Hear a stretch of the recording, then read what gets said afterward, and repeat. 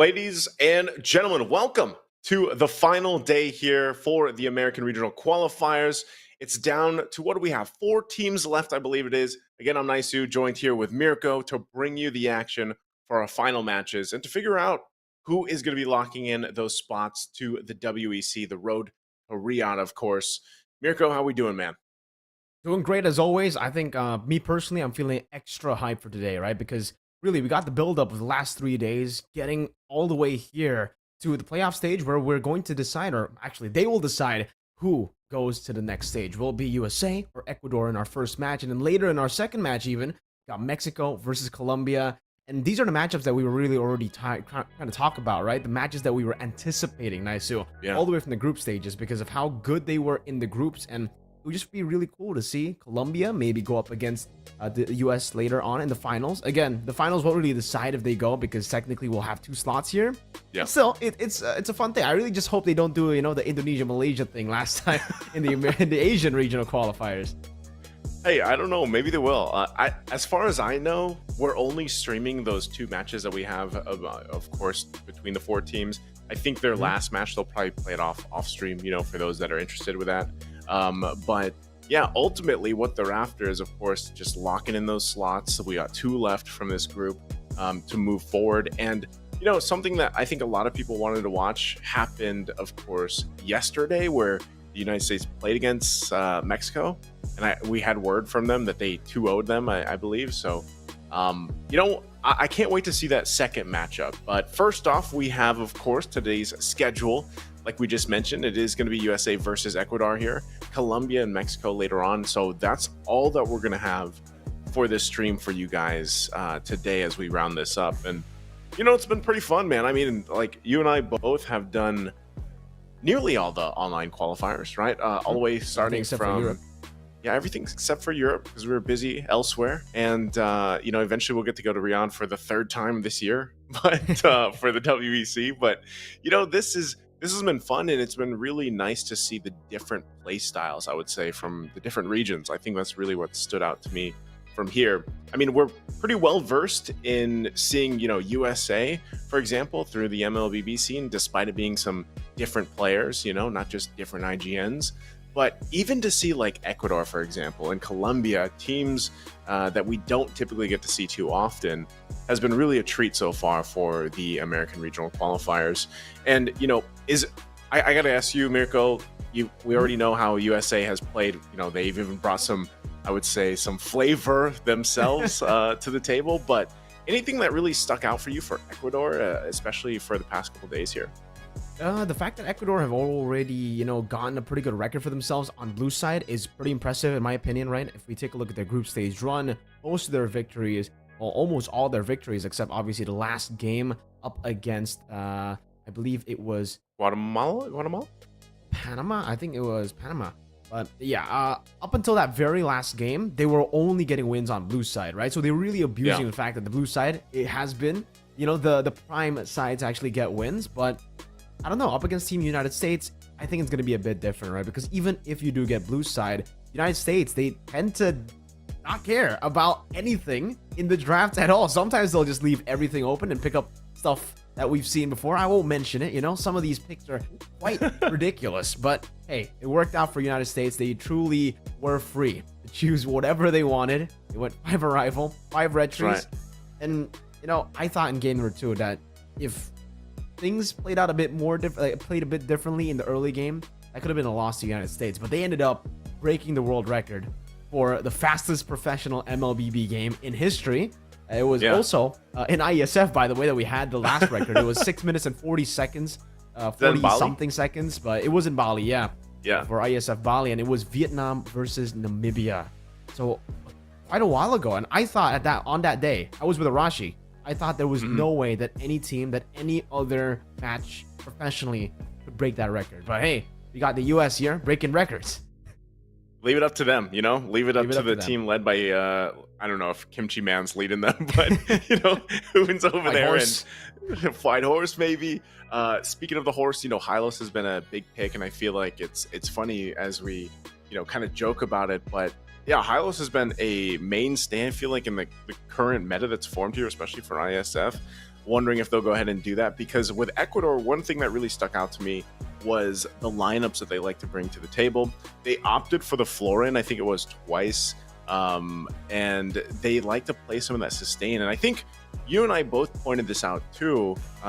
Rosa was such a good player in the gold lane, especially when the Natan got brought up with that and everything. We'll take a look at the rosters as well here in just a second, especially for United States. I think we're kicking off with them. Let's go ahead and reintroduce them once again. It's Ian Fwide Horse, right?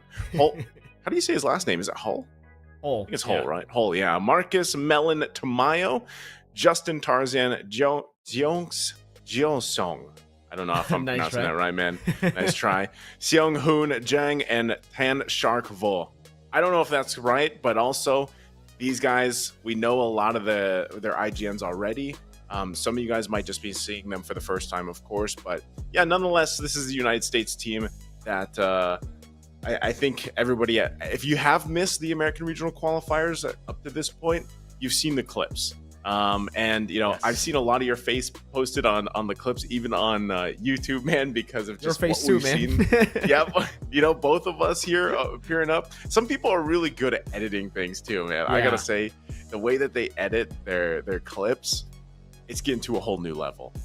So we are also going to be looking at Ecuador's roster once again, introducing them because of, I want to highlight the point here that Rosa really is the standout for me. Not sure if you agree with this, but let's reintroduce them one more time. We got Jose Ayanar Gavilinez, Luis Nicolai Gavilinez, probably related. Juan Rosa Castaneda, Jose Cajil Campos, and Steven Lucas Orozco. It's funny that I'm doing this because literally green is not the color for me to read off, just like LaFell, man. So just like LaFell. But yeah, I love to see it. Do you agree though? Is Rosa the standout here for Ecuador? Or do you think there's another player that's worth mentioning also before we get to the matchup? Definitely for me, it has to be Nicolai as well, right? Because yeah, Rosa, definitely the standout. I have to agree with you there. When he gets his pick on, I would say any of his picks, even if it's the late game, even if it's the early game, he just understands how to utilize the gold lane pick really, really well. And we actually saw some of the item swaps too, which is very, very impressive, by the way, coming in from Rosa. But I think Nicolai deserves a shout out here, honorable mention at least, right? Because on certain picks like the Juicin, he's an absolute beast in the mid lane, an absolute beast. Just using these picks and really, I would say, dictating a lot of the fights that were shown yesterday in the match. It was very, very close. We went 2 games and it was all 20 minutes plus, right? It was a comeback in game 1, a pseudo comeback in game 2. Pseudo comeback. They did make a mistake and actually did lead to their opponents coming back a bit in that game. And I would say, now that we've already talked about, how Rose is really good, how Nicolai can also be really, really good on some picks, I think the big concern still for Ecuador is the fact that they've made so many mistakes previously, right? And it's up to them right now to how they've actually improved, because one day usually is not a lot of time to improve. But for some reason, the Iesf regional qualifiers for Africa, for Asia, and now for America, we're seeing a lot of adaptations being made on the go, even between games. And it's really fast to see their progression. Their progression has been very, very impressive, right? And I don't know if they can improve to a point where they can actually beat US. But if they have a good showing here, I think it proves that, the future of Mlbb, at least for Ecuador, is going to be bright. The fact that they are playing in their first ever international regional qualifier, I don't believe I've seen them before. And they're already doing this well. They're already performing really, really well on some of these picks. Hey, America has a good future ahead of them. Definitely. And I think part of it too is always the way that I look at ISF, even when, I know we casted also different qualifiers last year online.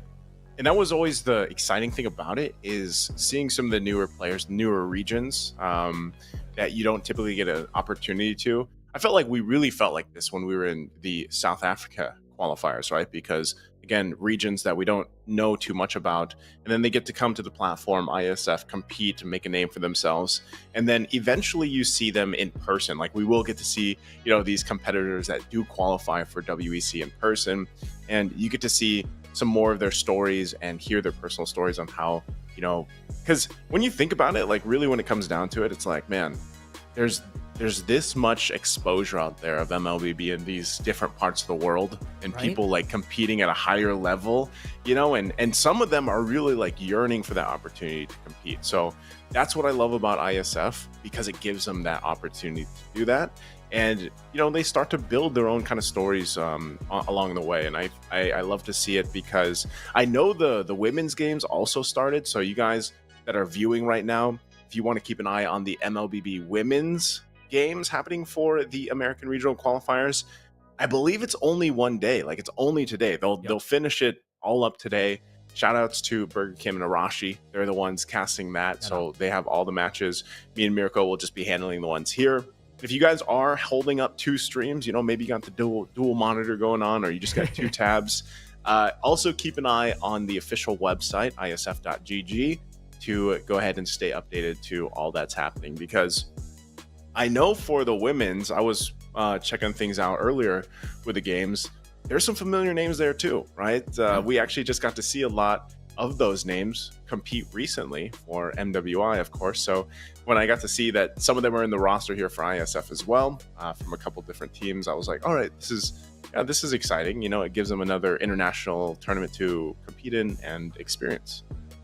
Yeah, again, for the longest time, I think this is, by the way, this is the first time ever that we have a women's division for ISF MLBB, right? So it's great that, again, the women are getting more platforms to actually perform, to actually compete on stage, because we did just see MWI, and that already was amazing, right? The fact that we had a new stage, but now I think it's an added bonus, because at MWI, it was them representing their organizations, which is cool. Yeah. But now we have them representing their nations, which I think takes them to a whole other different level of, you know, national pride, obviously, right? They're representing their countries. They're definitely going to be more proud. And I can't wait to see them as well later on at WEC 24, because, man, at this point, whether it be the women's, the men's, it's a different style, definitely, but they're both equally exciting, right? For the men's, I think it's more tactical, definitely a little bit more disciplined, more strategic. But we get to see the older versions of MLBB technically in the women's side, with them just constantly going for brawls here and there, going for pickoffs. And I think it's just great to see, especially in this meta where you already are kind of forced to brawl every single time. They got rid of the Lord dance, right? This is the meta to do that. And what do they call it now? Really The Lord exciting. Tango? The Lord Tango. I don't even think you can call it the Tango, right? It's just the Lord. It's the Lord battlefield. The Lord pit is no longer a pit. It's just a battlefield for everybody to go ham in. And for the most part, that's why we're seeing so many picks, like even the Edith come out, and heck, even the Kufra. A lot of proactive picks, but also good reactive engagers like the Kufra coming back into the meta, really punishing and going for a lot of these big fights. So I'm excited to see what the United States actually want to bring up today. I don't know if they want to go for the normal style here, because we're already in playoffs and they're technically fighting for their lives here, for their slot into WEC. So I don't think they'll be taking a risk of going for those, you know, ridiculous compositions. But if they are that confident in their ability to perform at the highest level with the retribution, with the arrival, I say do it. I say go for it, right? If you actually want to do it, sure. Because I've seen this actually. And I am not proud of this, by the way, but I mentioned what have you seen? I mentioned it, you know, in the stream, in the game itself, that I really hope no one takes inspiration. That no one takes this as inspiration in their ranking. But I've been seeing it pop up in a lot of different streams, like Indonesian streamers. You know who we blame? Exactly. We blame Mr. Kimchi Man, Shark, White Horse. We blame Tarzan and Melon too, because they were a part of it too. They were a part of it. Not only them, but all the Clippers, man. They were a part of it. All the Clippers. It's, you know, they should have added that line with what you said. Like, let's hope this doesn't end up going out there, right? I think some of them did. Games, basically. Okay, did they? Okay, hopefully more of them did. Just to note too, we are just waiting to go to the draft here. I think the players are still getting, you know, things situated. But I think it's a good thing to put out there, is like, does the United States feel confident enough against Ecuador? Even though, you know, Ecuador has done amazing things, but yeah, I think as we were going through their games, we were pointing out like some of the weak points that they had, some of the decision making that they had, and even highlighting the strengths, of course, like the fact that they did turn those games around when they're remember when their base was fully open, it was exposed, but they somehow held it together to end up getting a comeback victory. So I think like Ecuador has a lot of good opportunities here to hopefully honestly bring us to a game 3. I still think, you know, a lot of people are going to say this is USA winning this. Obviously just the amount of experience that they have and what they've shown. It's just more so like, yeah, what is USA cooking this time? Like, are they actually going to bring a standard lineup, I guess you could say, like a standard lineup, or do they opt for a little more cheese strats until they eventually get to if they are the ones to qualify for WEC, then do we see something different from that point, you know? So I think that's the main thing for a lot of people watching, just because of, again, their last game that they played against Mexico was not streamed. I think maybe it was put out there. I'm not sure if Wide Chicken was actually putting it out there like while they played, maybe on his stream or something. Yeah. But at least on broadcast here, you know, we didn't get an opportunity to see that. So I don't know. Did you happen to see anything? Were they playing regular lineups for that? Yeah, they were playing regular lineups up against Mexico, and I think they just won 2-0 right there. So again, when they are up against opponents they think actually, you know, are really good and can actually punish those kind of cheese strats, they will go back to the traditional lineups, to the orthodox lineups. And lucky for us, we don't get to see that, you know, up against the top teams, because if it becomes meta all around, if that becomes a new meta, Bhutan definitely have to do a lot of fixing there, right? Instant patch probably coming out tomorrow if that happens. But we're still waiting on the players right now, once again, guys, so please do be patient with us. Actually, shout out to Wolf, who's actually, you know, catching this new coaching staff Wolf technically now. Yeah. And hey, I'm glad that he's actually taking a look at the American regional qualifiers as well, and taking a look at all the crazy metas here and there to really see if, you know, if this is going to be the future meta. I don't know if he's going to try to, you know, do that as well. Take inspiration. I really hope you don't, by the way. Wolf, if you are watching, don't take inspiration. Don't bring 5 retries, but and 5 arrivals to your region. But hey, I'm glad that we get to see it here at least, right? It's still something very cool to see here and there. It's really very exciting. And I would say, I think for this matchup especially, considering Ecuador has also been going on a few games, really trying out new strategies, really trying out new compositions as well. I'm definitely going to be interested to see if Team US want to still try to go for, you know, even their standard composition, which is more of like the fighters in the jungle. We've been seeing a whole lot more fighters in the jungle paired to assassins for the American regional qualifiers, because for the most part in the first phase, it's almost always banned out. You always see the Lings, Hayabusa, even the Fanny is actually banned out in the first phase. So it actually does leave open a whole lot of the other fighters to be picked up, and all the other assassins that we are used to seeing, like the Lancelot even and the Nolan, we haven't really been seeing too much of. We're really just trying to go for, I would say, a bit more efficiency when it comes to the farming as well, when you go for fighters like the Alpha. And yeah, definitely going to be very cool to see whether they actually still go for that, or whether they actually want to let go of a lot of these big picks that will definitely be a big of a, I would say, a little bit of a curveball, which is strange.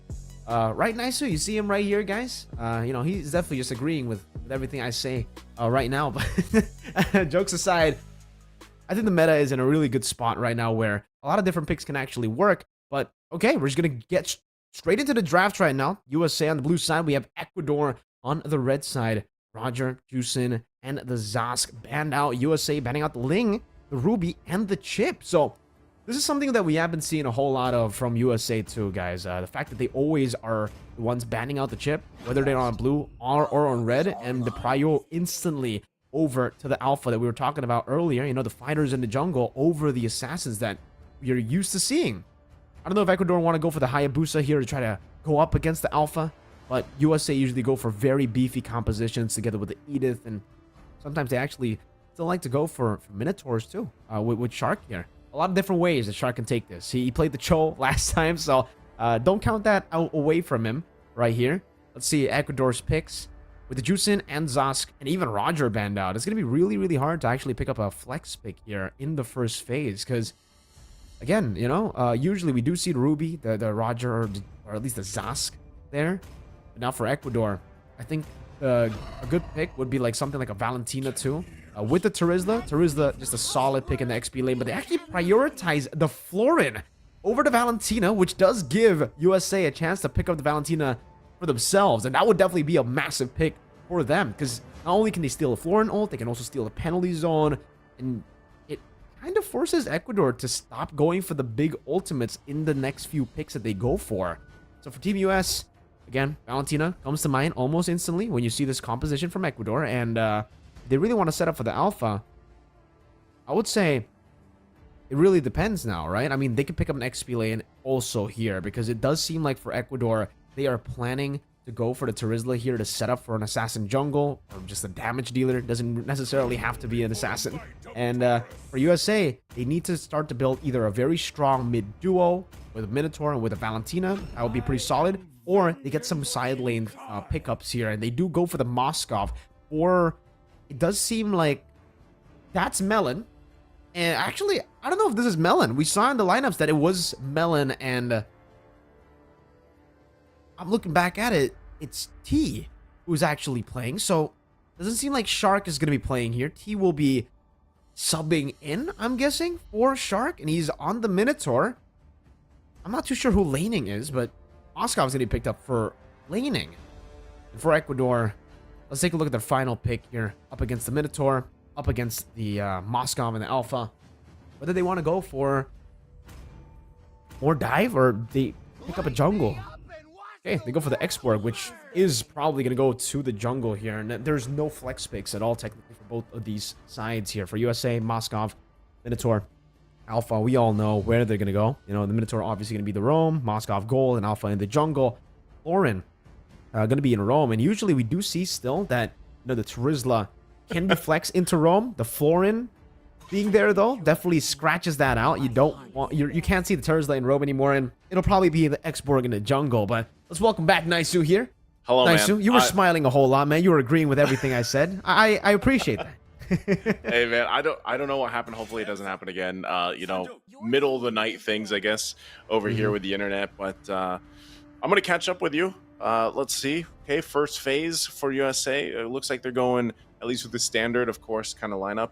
And I don't want to repeat points you probably already said, so let's just go to these second phases of the bans here. Hayabusa being taken out, looks like, of course, for Ecuador. They don't have the jungle option yet. We did see an Exborg jungle yesterday, though, surprisingly, right? And it ended up working out pretty well. I see that they still went with the Florin. This was like a back-to-back pick for them yesterday that they ended up really enjoying. And I think, too, I don't know, man. This is also, Ecuador was the team also to switch roles, like sometimes mid-series, you know? So I'm wondering if they end up doing that here. Natan's a good ban. Obviously, Rosa was amazing on that. And so we'll see if they actually go and lock in the gold lane this time. Maybe what's left open? Claude? Maybe the Claude against this Moskov carry. I think so far, though, he's brought out some, you know, unorthodox picks, at least for the gold lane. But with those bans coming out, I think, yeah, you kind of, if you want to go the safe route for Ecuador, just pick up maybe the Claude here. Yeah. I think the safe choice has got to be the Claude, you know, especially up against the Minotaur. But it's a give and take, technically, right? Because for the carry, I do think you... Actually, there are more ways to try to outplay the Moskov with the carry, I would say, in the early levels. But for the Claude, it's going to be a bit more tough up against the Moskov, who can just decide when to go for the Spear of Misery to stop him from getting farm. And usually, you know, Moskov is already a very, very good pick up against the Claude, because whenever you want to BMI forward, Moskov can just say, nah, disengage and, you know, Spear of Misery away. So Ecuador actually go for a bit more range here. And I really like this pick. We've been seeing a whole lot more Sicilians in the meta currently because of the how many more frontliners we are seeing from the teams here in American regional qualifiers. And the Sicilian actually has, I think, 100% win rate right now. So really impressive win rates. And for US, they definitely need to try to go for some dives. And just like that, they go for the Lunox too.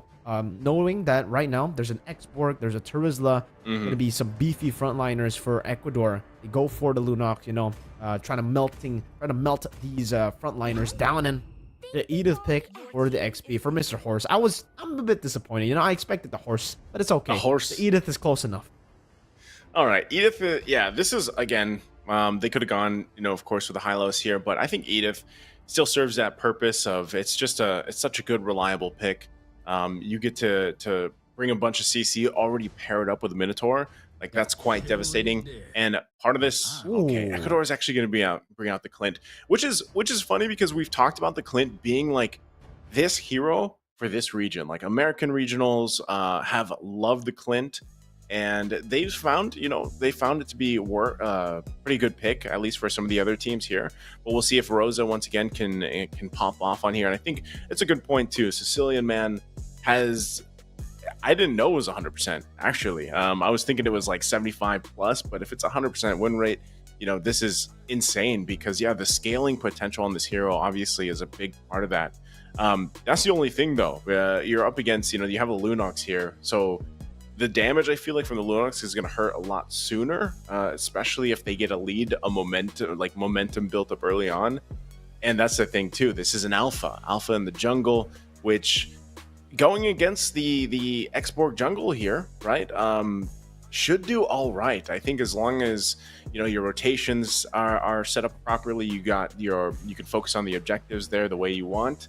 Then USA has a good, solid, standard lineup. The other flip side of this is Ecuador, very Ecuador lineup here that we get to see from them. So we'll see if it's enough to actually go ahead and deal with what USA wants to do with this one. But with all that being said, we're going to be jumping into the Land of Dawn here. It's a best of 3 between these two teams, United States and Ecuador, fighting for one of the slots here for the WEC.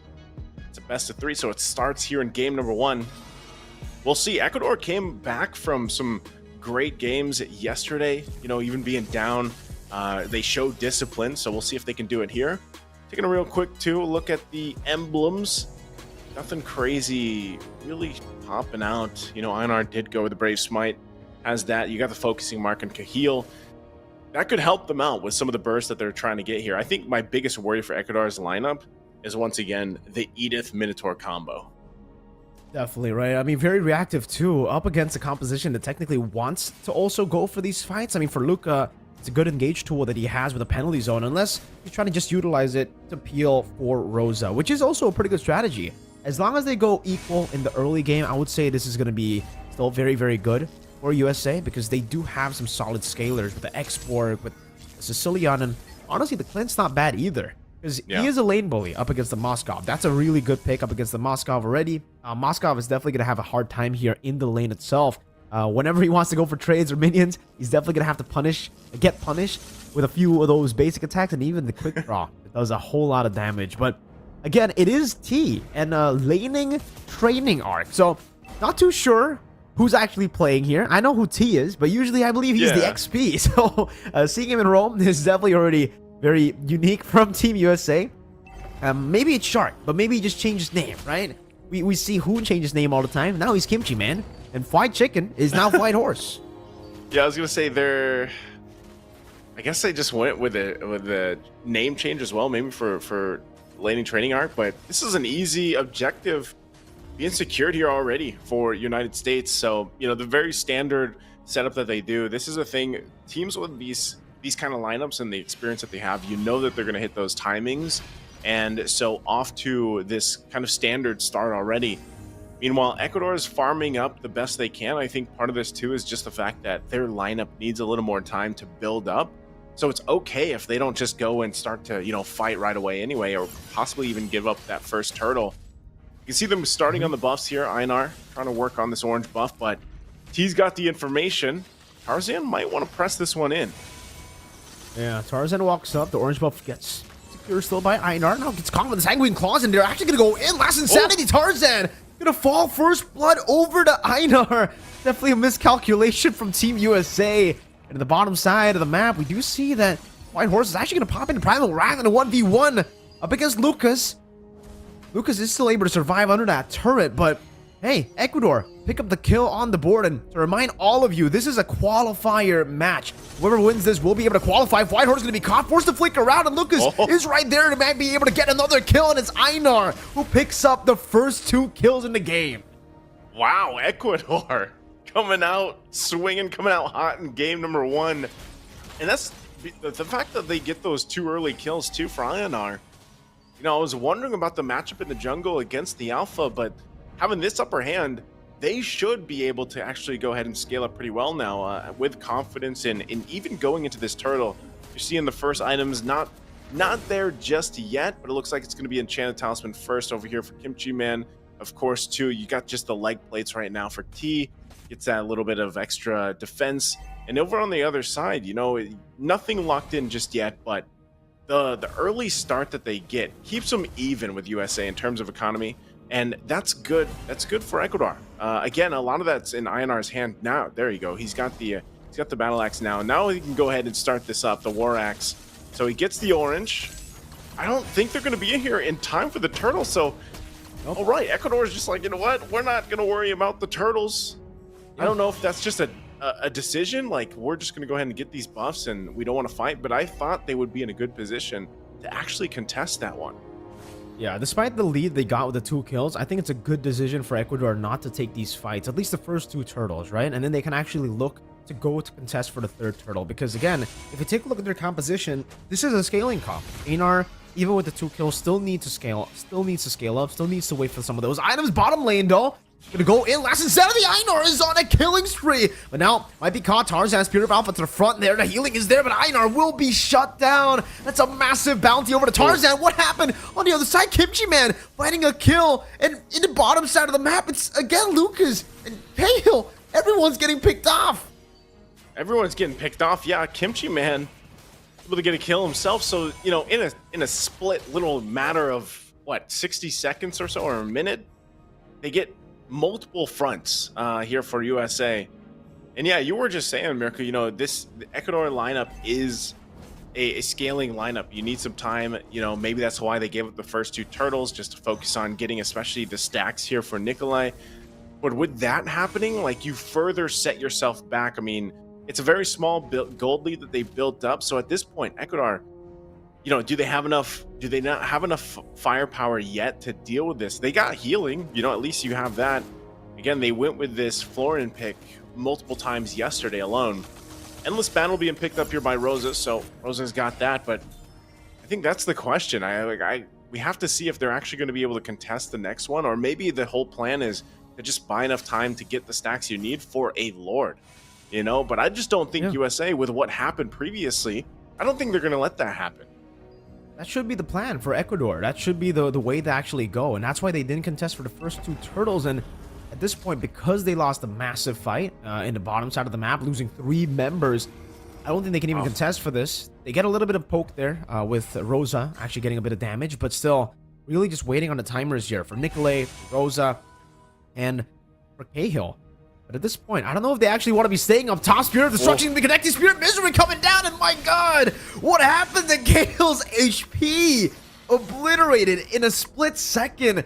As in the bottom lane, they will have to just let go of that turret. Good rotations, or at least good mirroring for Ecuador. At least at this point, they're able to find trades on the map.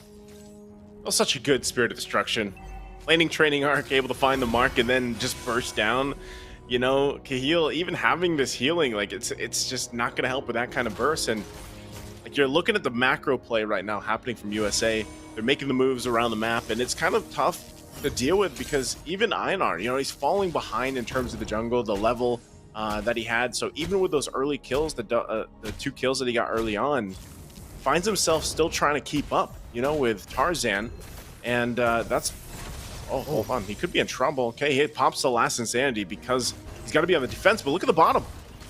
Yeah, Kimchi Man going to the Brilliance. T able to escape there from the bad impact. Rosa's trying to go for the chase. T gets the Flask of the Oasis. Cahill might be able to stop the recall, and he does. Even though he doesn't connect the stun over mid lane. Seems like it's going to be a skirmish again. The penalty zone actually connecting on laning training arm, but he's still going to be able to kite away. White Horse walking forward, getting the kill, and saving laning training art, who has to flicker out there. Yeah, defensively, but still, they keep things together. Ecuador still farming up.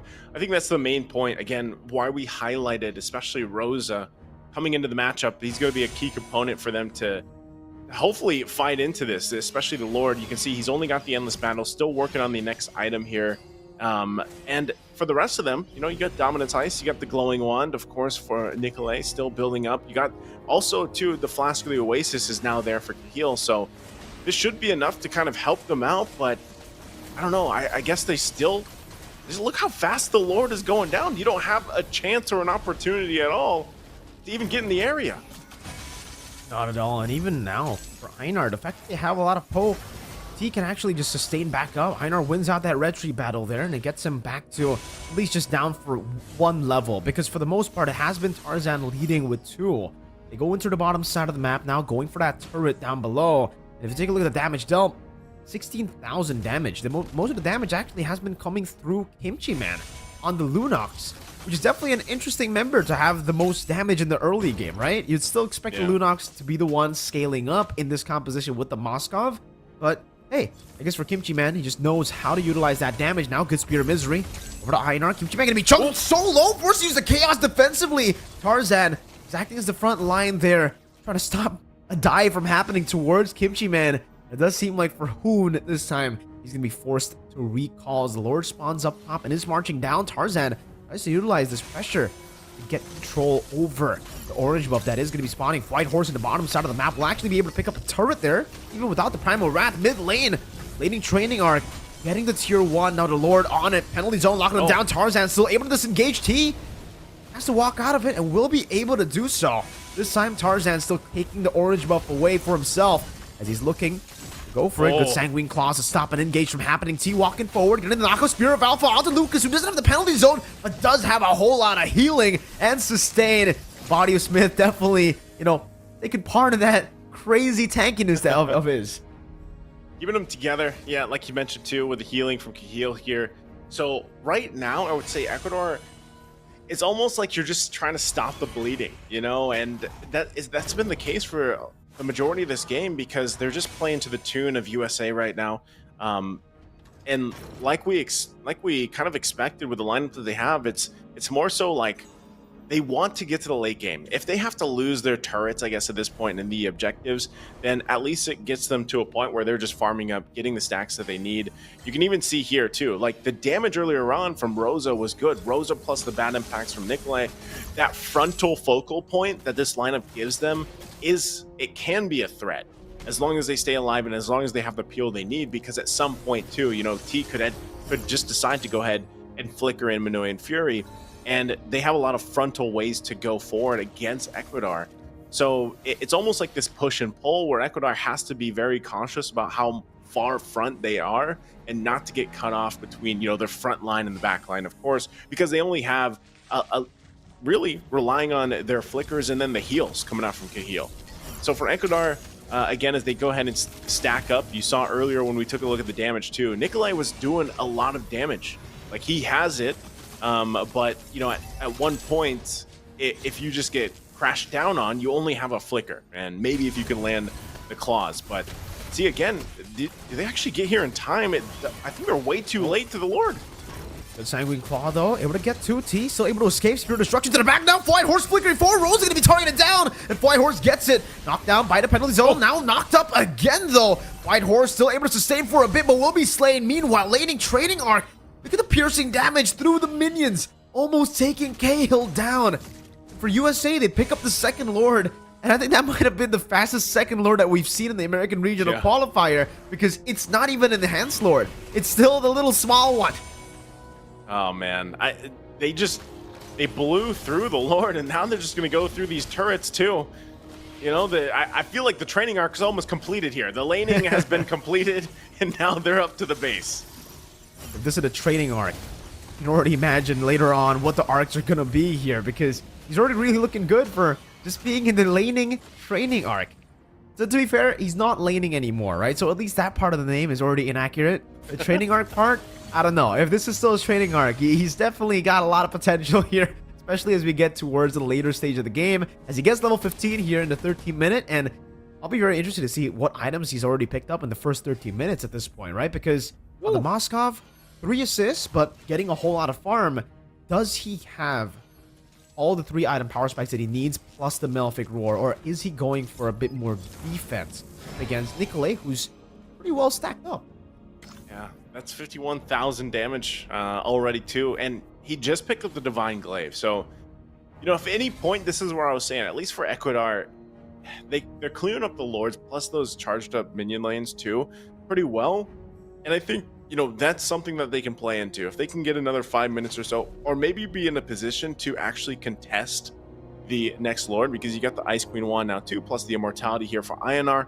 So defensively, things are falling into place for Ecuador. They should be able to go ahead and at least be in the zone against this lord take, because like we saw earlier, it happens so fast. If USA decides to give it a go, they burn through that lord, and I think Ecuador cannot continue to let that happen, for the third, fourth lord, or whatever this ends up getting to. But looking at that items from the USA too, they're pretty much locked in, nearly working on their last couple items here for some of them. But defensively too, they have a great front line, they have a great peel if they need it. But so far from what we've seen, even from laning training arc, he hasn't really needed it. The positioning that he's getting with the Spear Destruction has been on point for the most part, and he's able to put down pressure on these side lanes too, and that's something that Ecuador always has to deal with, because that's what they're going to go for now. Lord comes up in about 15 seconds. You keep laning training arc there and put pressure on that side lane, and he'll it's easy to land the Spear Destruction when they're all bunched up around the lord, and that's what they could bank on. But again, who is going to handle that? Who's going to handle the waves from Ecuador, and that's something they have to design. Of course, Nicolay should be able to do it really quickly, but look at this again. Lord's just going to be taken down in an instant. Yeah, and this is the strength and the weakness technically for Team Ecuador, because technically when it comes to clear, they're really, really good. They have a Clint, they have an Exborg, and they have a Sicilian. So maybe that's the whole strategy here. They're just going to turtle in their base, wait for USA to make a mistake, and then punish them if they make that mistake. But it has to be a big one, like a massive mistake for USA here, because for Ecuador, what they have in defense, wave clear, they lack in a whole lot of the skirmishing power, because if they do go for a dive against Team USA, who at this point are 11,000 gold ahead, like we expected, or like I assumed earlier, it's actually the defensive items that laning training arc has actually opted for. Not going for the Malefic Roar this time, not going for extra damage, but going for the Wind of Nature and the Rose Gold Meteor. And I think this is a very wise choice to go for. Up against a composition that wants to just turtle in their base, you gotta go for the defenses, and you just gotta go and start hitting the turrets, right? It's all about sieging at this point. Once those base turrets get taken down, Kimchi, man, forced to use the Brilliance already. But at the bottom side of the map, laning training arc, doing a whole lot of damage, picking up the base turret, and also up top. Despite Ecuador's amazing wave clear, they're not able to actually manage the waves properly here. And it's going to be another wave in the mid lane. White Horse, an amazing Earth Shatter, now into the Spear of Alpha, and now they all get knocked up. The turret going to be taken down. Trading Arc jumping forward with the Spear of Destruction. Luca's going to be taken down under the base there, but no, he still survives. The Flask of the Erase is now going straight for the base itself. 16 minutes. It's a winner crown by Tarzan as they end the game to secure game number 1.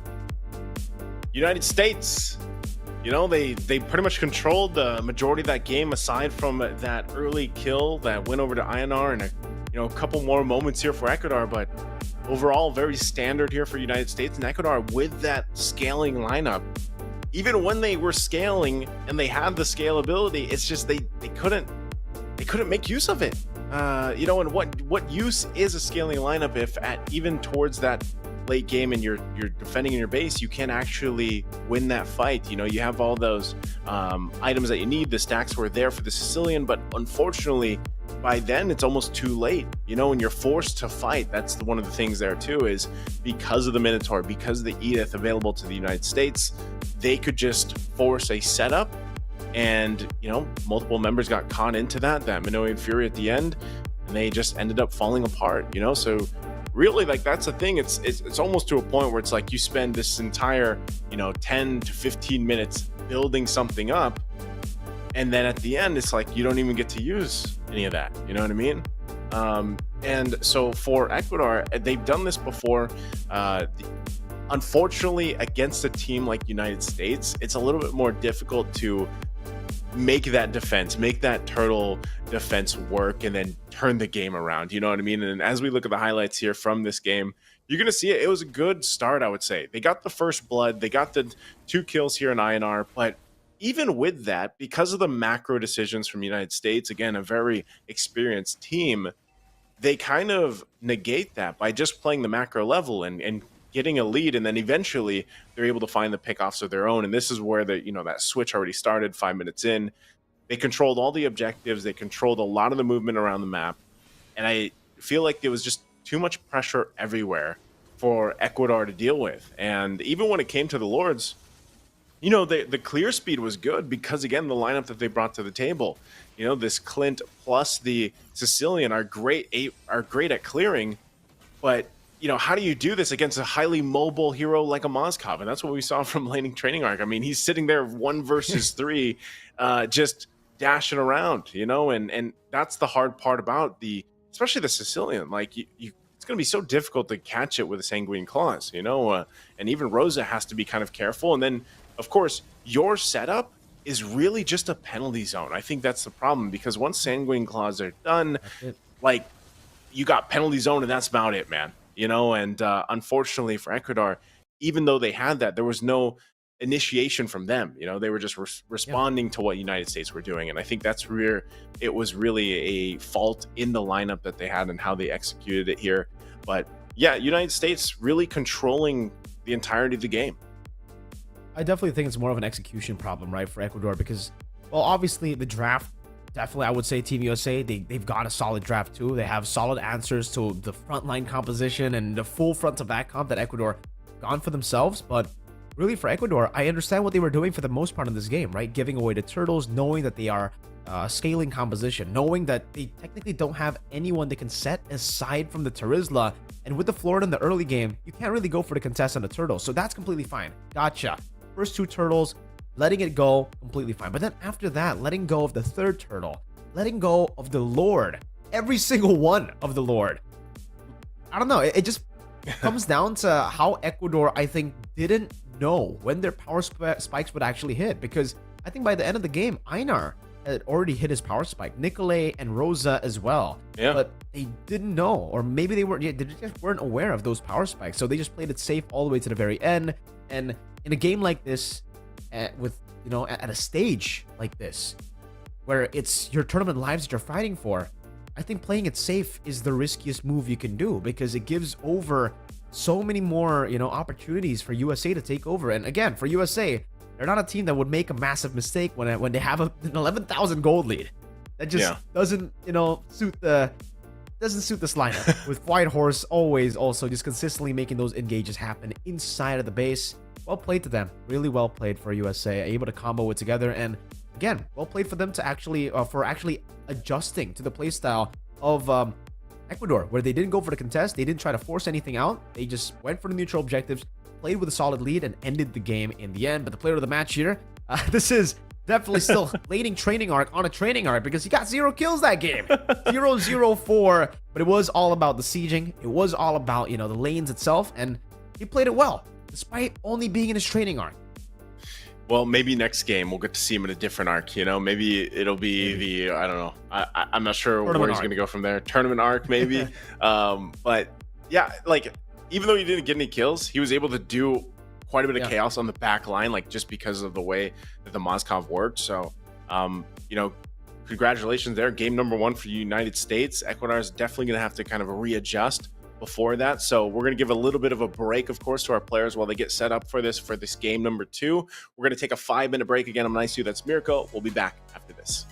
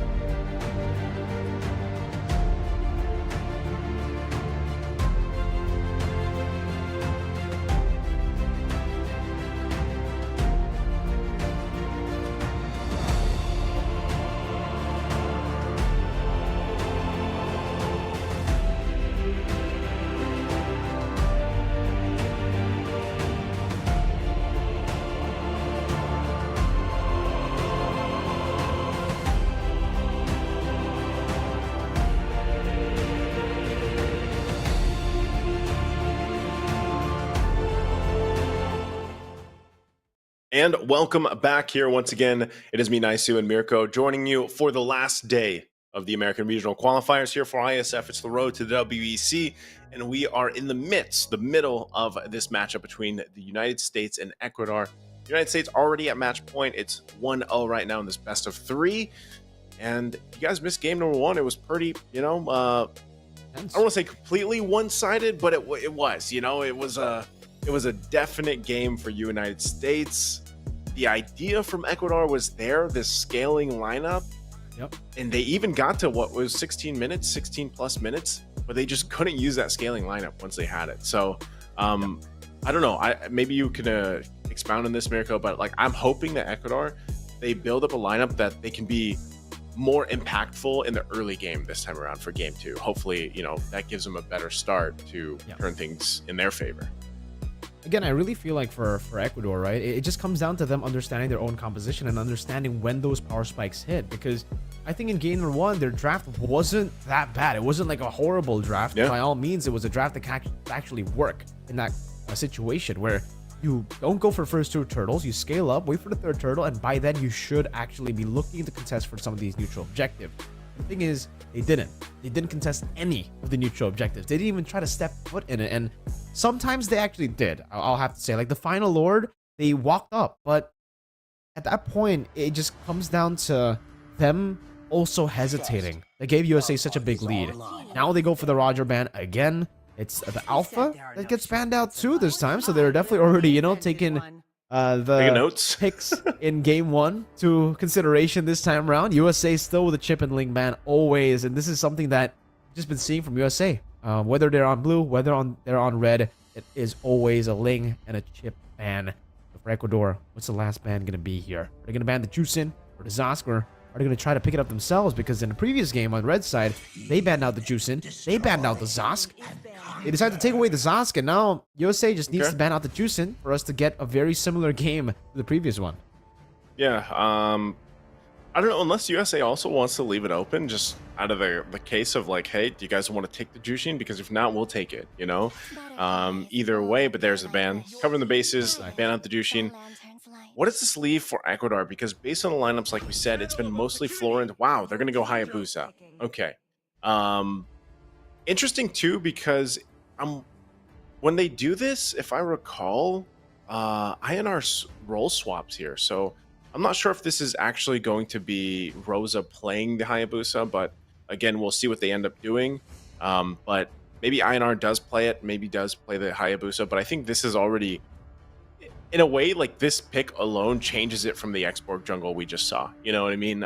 If you can get the early kill here, then you can start to snowball up and do what Ecuador wants to do with the pick that they prioritize. I think on the flip side, though, USA, they have a lot left open. Terizla's still there. Edith, like we saw them bring up to the table for Hylos, possibly if they wanted to. Ruby's going to be the choice. And this is interesting. Is this a debut pick? Because I know we haven't seen all the games on stream, but have we seen a Dyroth yet? At least on stream? No, I don't think we have seen a Dyroth at all, and I think it's a really good choice to go for Dyroth here, technically for USA, because in the first phase, it's flex. It's very flexible with the Ruby too. Ruby can go Roam, can go XP, can go Gold. One of the only, heroes right now that can actually go 3 lanes, can be flexed to 3 lanes. But for the Dyroth, I would say it probably is more likely just 2 lanes that he can be flexed to, XP or jungle. Now that the Alpha's been taken out, I definitely understand the idea, right? There's no true damage, so might as well get pseudo true damage with the physical defense shred of that second skill. But it did just get nerfed, by the way, in this patch. And that's a good Vexana pick, and the Yuzong too. Great disengage up against a composition like this from USA. So now for USA, the pressure's definitely on them to end the first phase with a strong pick. And I think it has to be the gold lane, right? Just to get more prio in the gold lane so they can actually set up for the gold lane later with the last 2 bans. I think that'll be a good option to go for. Yeah, already though, I like this first phase better for Ecuador, especially with the fact that they got the Yuzhong, they have the Vexana. Vexana is weird because she's been open a lot of the times throughout, the qualifier in general, but teams have just kind of opted for something else, right? But I think she still provides a lot of utility alone, not to mention like burst damage and all that. It works great. but also just having an extra body there with the Eternal Guard, the EG, works out really well. Oh, Terizla, like I was mentioning earlier, was open, so USA is going to grab that. So they're all jungles. Dyroth jungle, Ruby roam, or I don't think it's going to go in the gold lane, but who knows at this point. But yeah, so Dyroth jungle. How does that work? I mean, Dyroth jungle, the last time I've seen this is it's been a while, right? I know it can work, but some teams it's very niche, I feel like. But against the Hayabusa, I'm trying to think how well that's going to work. Or maybe it's more so of like come to the objectives and like try to deal with this damage. You know, try to deal with this Abyssum Strike, or even just getting that armor penetration you know, debuff on any of these members here from Ecuador is going to help enough. Because if you're talking about that, like the biggest combination is penalty zone into the Abyssum Strike, or the Abyssum Strike after the penalty zone, right? And that could be quite devastating against the lineup of whatever even the remaining two picks from Ecuador are going to be. You can see USA is focusing on those roaming options, of course, the Edith, the Minotaur route. So this might force Ecuador. Again, I don't 100% know, but Cahill, we have seen him play the Kufra, but lately he's been picking the Florin constantly. So I think this is where the decision comes also for Cahill. It's like, you know, are you going to pick up a setting roamer like the Kufra we've seen him pick up? Maybe the Kaja might be a possible solution too, but the biggest problem with Ecuador is dealing with the amount of crowd control with just a Terizla and a Ruby across from them. And if they get caught in any of that crowd control, it's so easy to set up that Abyssum Strike, man. And I think that's really where Ecuador needs to kind of base the remaining last two picks for them. Definitely, and I think, yeah, there we go. They actually ban out the Valentina too, right? And I think it's a good job there banning out the Valentina. But technically for USA, they can still go for the Faramis, right? That's still a very, very good pick to go for as well. Though we have seen or heard from other casters and analysts that the Hayabusa is actually a good way to counter something like the Faramis, I would still say it's a solid choice to go for, because that's still very conditional, right? The Hayabusa still needs to understand how to target and how to actually go for the Faramis at all times to bait out that Netherrealm. But it's a Melissa pick for USA, which definitely, again, sets up for the Faramis pick, because usually, you know, Melissa is a pick that you would go for up against the Faramis. And the fact that they actually deny it away from Ecuador, they pick up a solid, you know, hero for themselves here, is definitely a sign that they can actually go for the Faramis there. But for Ecuador, I think at this point, there are many ways to go up against the Melissa. You can go for the Claude. The Vexana is already a really good option to go for up against the Melissa. So is the Hayabusa. And I will even say Yuzong's not that bad either up against the Melissa, because you can still deal damage outside of the go away with your abilities. You're not like fully melee. So I believe should be a Claude to go up against the Melissa. They decide to go for the carry, which I'm not a big fan of at all up against the Melissa. Okay.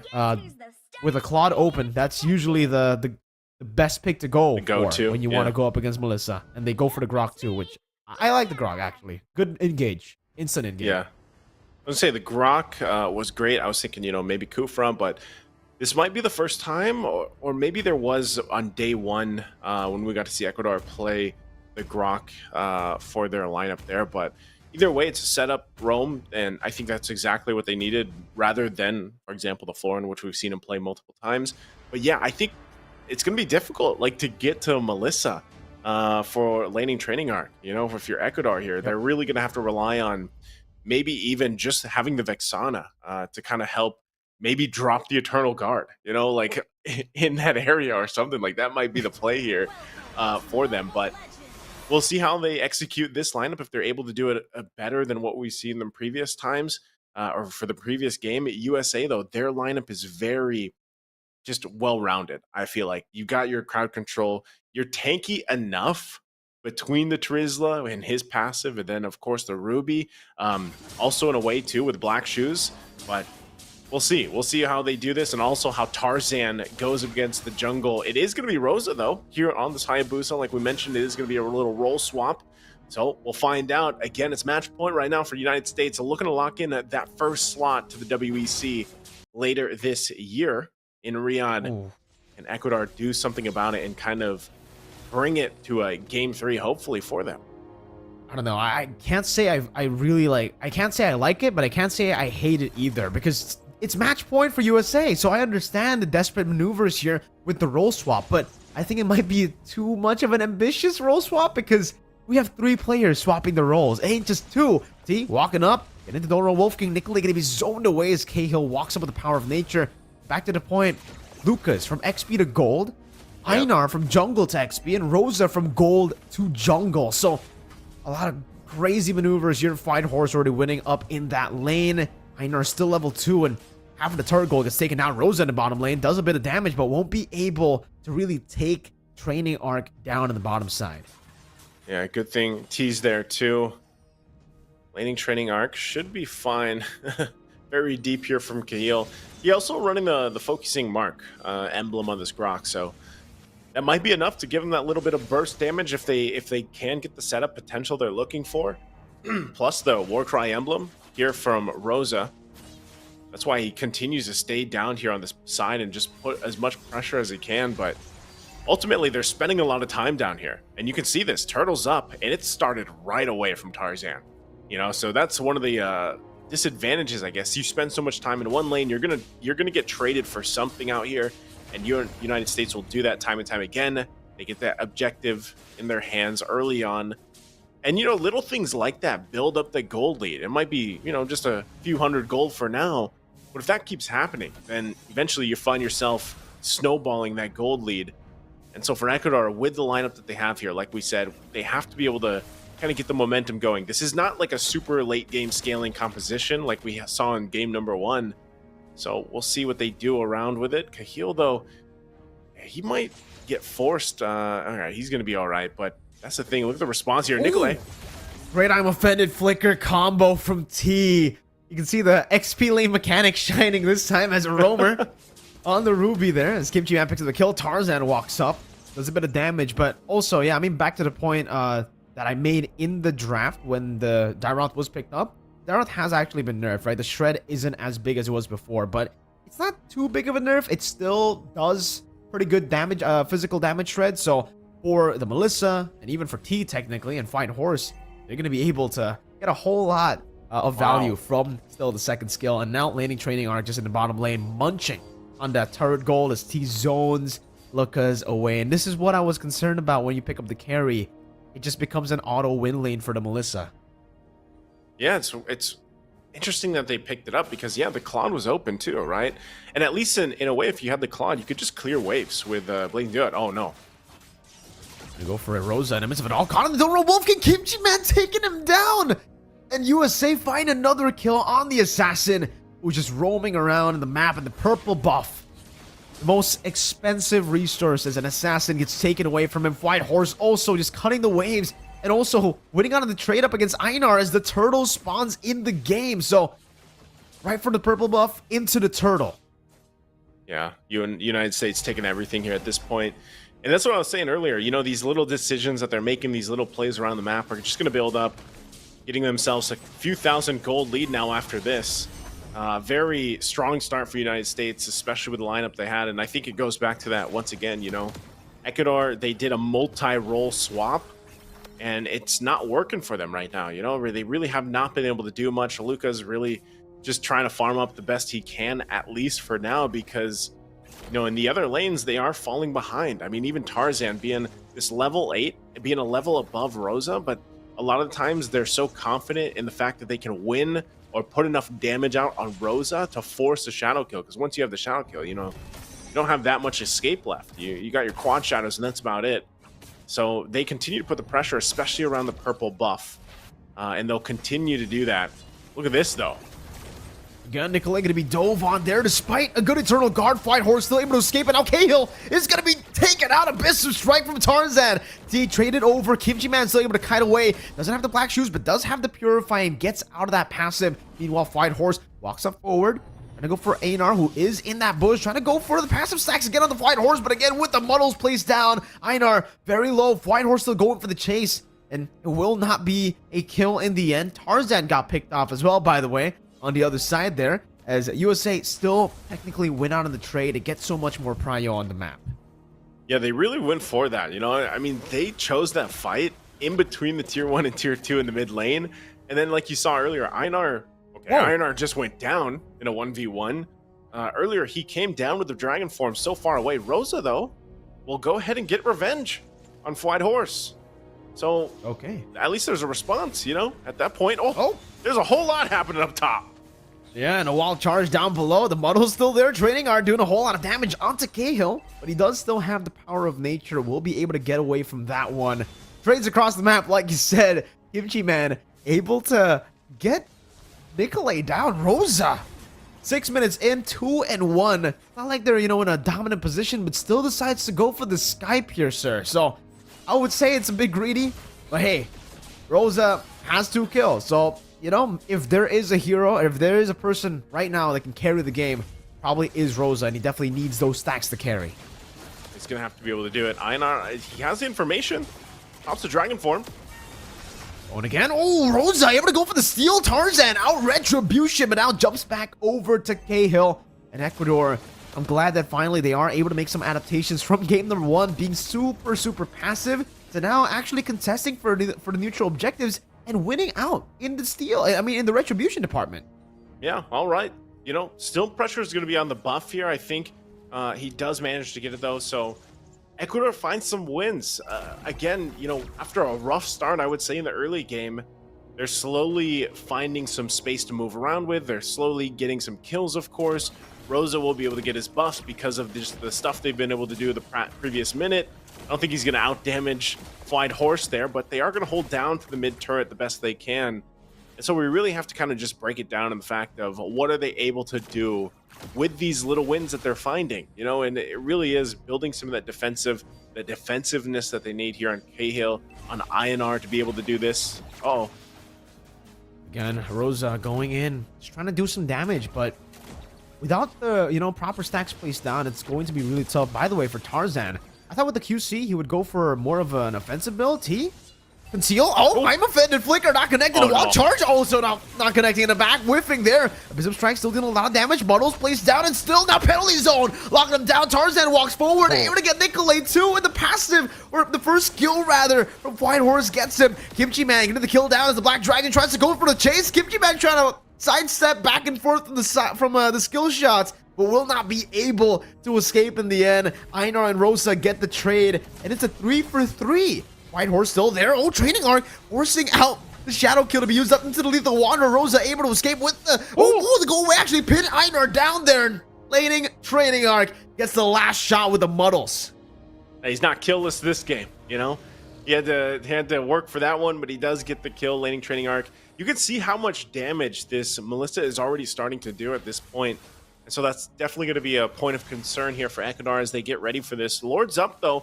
But like we saw from Rosa in the previous one, if he could just steal this, I know he's still working on the purple buff. He might be a little bit too late. It might just go in the hands here of United States with that. There it is. Yeah. Lord secured. And it looks like, you know, they put enough pressure on Rosa as he's half health, just fighting for the purple buff. So at this point, United States, they get a big objective after quite a, in a way, a messy team fight down in the mid lane earlier on, but still, ultimately, United States knows what they do. They get the objective, they get this lead to work around with, and now their sights are on these tier 2 turrets to work on. Look at that damage. That's Einar right there, just taking a couple shots from Laning Training Arc. And this is why that Melissa, once it gets to this point, the damage is pretty insane. And the Abyssal Strike into the Blooms. That's not usually the combo we see for the Dairoth, but hey... Still works there. Burst into burst. You don't need the physical defense shred when the guy just melts down from the Glooms put down by Kimchi Man, and they're already going to go for the bottom side here. The base turret that they're going to go for. The Holy Defense already popped in, and they still have a massive wave coming into mid lane, the bottom, and the top lane. Rosa walking forward with the Quad Shadow.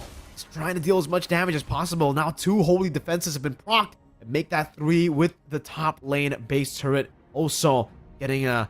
you know, baited out that Holy Defense. So USA, now they're just going to reset again, wait for these waves to come back again. But at this point, I would say just freeze up the waves, wait for the Lord, and start to suffocate Ecuador in their own base, because at this point, they can't even, walk up to their own jungle without getting pressured, and that's exactly what they're doing. White Horse zoning them away. It's kind of terrified there, and a little bit of damage. Oh, penalty zone from White Horse on the back. Cahill doing the same thing with the wild charge, but AR is still going to be taken down. Cahill's next to the chopping block with the Abyssal Strike not connecting. It doesn't even matter. Laning Training Arc just demolishes, melts them down like it's nothing. T with a conceal just to recon their faces. He buys it with a nature now as a mini wave is still there. The cannon minion gets retreat out. There's another big wave coming down though. Rosa, no shadow kill to play with. 11 minutes in, and they're gonna go straight for Nikolai under the base itself. Rosa can't do anything but just submit to USA. 11 minutes, and it's a 2-0 clean sweep to United States. And United States will go ahead and do it again. Another sweep here in their favor, this time around with a very strong lineup. No tricks here this time around, bringing the standard lineups just like they did yesterday against Mexico, and you saw it. This is definitely a very strong contender, I would say, for even moving forward once they get their chance in the WEC, because they've locked in that slot, they've made it there, and we'll see again how they're able to perform later on in the year, because that happens in November for all you guys waiting for WEC, the road to Riyadh here. But yeah, they get that first slot in, and as you look at the highlights here, United States, man, with the lineup that they had, that's the thing. I think it's nice to see this kind of variation though too, because some of these picks, like for example, we haven't seen the Dairoth jungle. We don't see it too often, I should say. It still is kind of niche for some teams, like we mentioned in the draft. But even the Melissa, to an extent, Melissa, like we saw it pop up a couple times in recent tournaments around, and it works great. It's just obviously you need the right setup. You need to be also protected. Like your go away only helps you so much. But as you saw, even in that push at the 11-minute mark into the base, that go away like allowed them to go ahead and finish the game. They weren't able to push in and get to the Melissa here, get to laning training arc because of that. And the damage was great. This was also a great setup here from White Horse. The penalty zone, finding multiple members. Cahill did the same thing on the other side, but ultimately because of the lead that was here for United States, they were able to they were able to win that team fight and then just kind of force their way in to the base here at 11-minute mark. So again, a very decisive victory here for the United States, all around the board, just doing everything they had to, and part of this at the same time was the amount of setup potential coming out from T and White Horse, like we mentioned in the draft, was going to be tough to deal with, because whether it's the penalty zone, whether it's an I'm offended, whether it's the don't run Wolf King, like you can do so much with those two heroes alone. And even for Kimchi, man, the Lilia is always going to be a nuisance in terms of, trying to find the right positioning, trying to play around the glooms and dodge those. And then if you're getting slowed or bursted down, and then Melissa, like how do you even get to the Melissa, right? And I think that's one of the things, because if you're talking about this, like Rosa can only do so much. Nikolai drops down the Eternal Guard, and then like Lucas, your range is so short on the carry that it's difficult to get past that point that USA set up. So great execution here from the draft that United States brought. Ecuador, unfortunately for them, that's going to end their run here for Iesf. But again, you still got to look at it. They made improvements day in and day out. It's just unfortunately you go against a team like the United States, who has all this experience amongst these players. This is where you see that difference. In Ecuador, unfortunately, they had two different lineups from game 1 to game 2 with different goals in mind and different play styles. But even with this one, even with the triple role swap, it didn't work out for them. So, and White Horse going to be the MVP here for this one. Of course, 3-1-9. Just a great performance with that Drizla. Congratulations to White Horse for a phenomenal performance. This time really phenomenal stuff, I would say, for every single one of the members coming in for Team USA. But like you mentioned, I think it was just way too ambitious, right? Swapping in 3 different players, swapping their roles. Yeah, it definitely is tough. I think just 2 players swapping roles is already tough, right? Because I think for some of these players, the fact that they entered the tournament playing or deciding to go for these specific roles means that they're already more comfortable playing that role, right? Einar in the jungle, Rosa in the gold lane. So when you already swap 2 members out with their roles, that puts them in an uncomfortable spot. But yeah, if you do it with 3 members, I don't know about that. It definitely seemed like it was just way too far-fetched, way too desperate, but I definitely understand as well, though. They were in a desperate spot. It was match point anyways. Might as well take the risk, try to win the game with Rosa on the assassin and the Sky Piercer too. You could definitely see that they were desperate, very, very desperate. At least Rosa had 2 kills, so maybe they could have gotten even more kills stacked up, and maybe Rosa would have been able to actually make the game a lot closer. But in the end, Team USA are the ones that will be qualifying into the main stage, WEC 24 for Ecuador. It's a great start for them, and I hope to see more of them in the future. Yeah, hopefully we do. And you know, I hope between now and then too. Like, I don't know, you know, of course, in all these different regions, what they have available to them to go ahead and like scrim or compete or join these tournaments. But it was great to see them over these 4 days, of course, alongside the other teams, and then hopefully they can continue to practice. And who knows exactly what we'll get to see from them next year, of course. But yeah, United States, they just. This, again, a lot of people expected this, I would say, for United States. This is a tournament favorite, at least for the regional qualifiers. I still, you know, from what we saw from this iteration of United States, again, when we think about the previous lineups that we've seen throughout Iesf, hopefully, you know, they can take some of this and bring it to the WEC and perform there as well. So. They'll have plenty of time to practice. So again, that concludes United States and Ecuador. We still have one more match for you guys, of course. That's going to be Colombia versus Mexico. We are going to be taking a 50-minute break because this is a fixed schedule. It's not rolling schedule for you guys out there. So definitely go grab some snacks or have something to eat because we have a 50-minute break and we'll be back after this.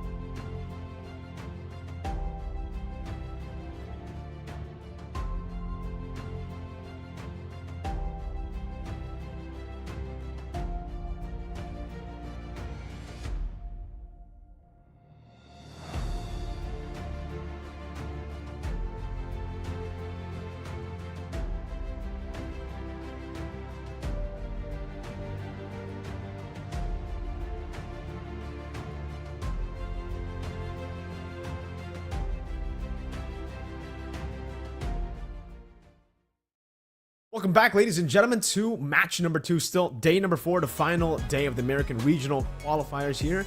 And in match number 1, we already saw Team United States qualify to the main stage, WEC 24. They're no longer on the road to Riyadh. They're technically already there. Depends on how you see it. And now we get to see the second team that gets to join them in Riyadh for WEC 24. Will it be Colombia or will it be Mexico? You guys are going to be accompanied by me, Mirko, and Naisu for this amazing match that we have. And I think we've already, been talking off cam as well as to our expectations for this matchup. And unlike match number 1, both of us are expecting this to go all the way, full 3 games.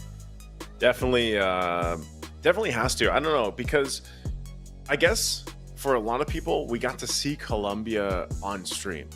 Mexico, we only got a glimpse of, I would say, in comparison, like from what we've seen from Colombia. So, but we do know that Mexico, they got swept by United States, and we know that they were pretty dominant up until that point. I believe they were undefeated as well. They were just going through the groups and everything else. And so for me, it's like, all right, we've seen a lot of Colombia. We know their play style. They like to even come up with some of their own, spice of picks and everything else, and some of the meta that they brought this. I could say that for almost all the teams here for the American Regional Qualifiers, like they had a very unique play style themselves within their teams, but also their drafting. Now for Colombia, I think against Mexico, I know you casted this, I think, Mexico's game yesterday with Burger Kim. So we'll see, but again, adjustment-wise, what they learned, especially from their matchup against the United States.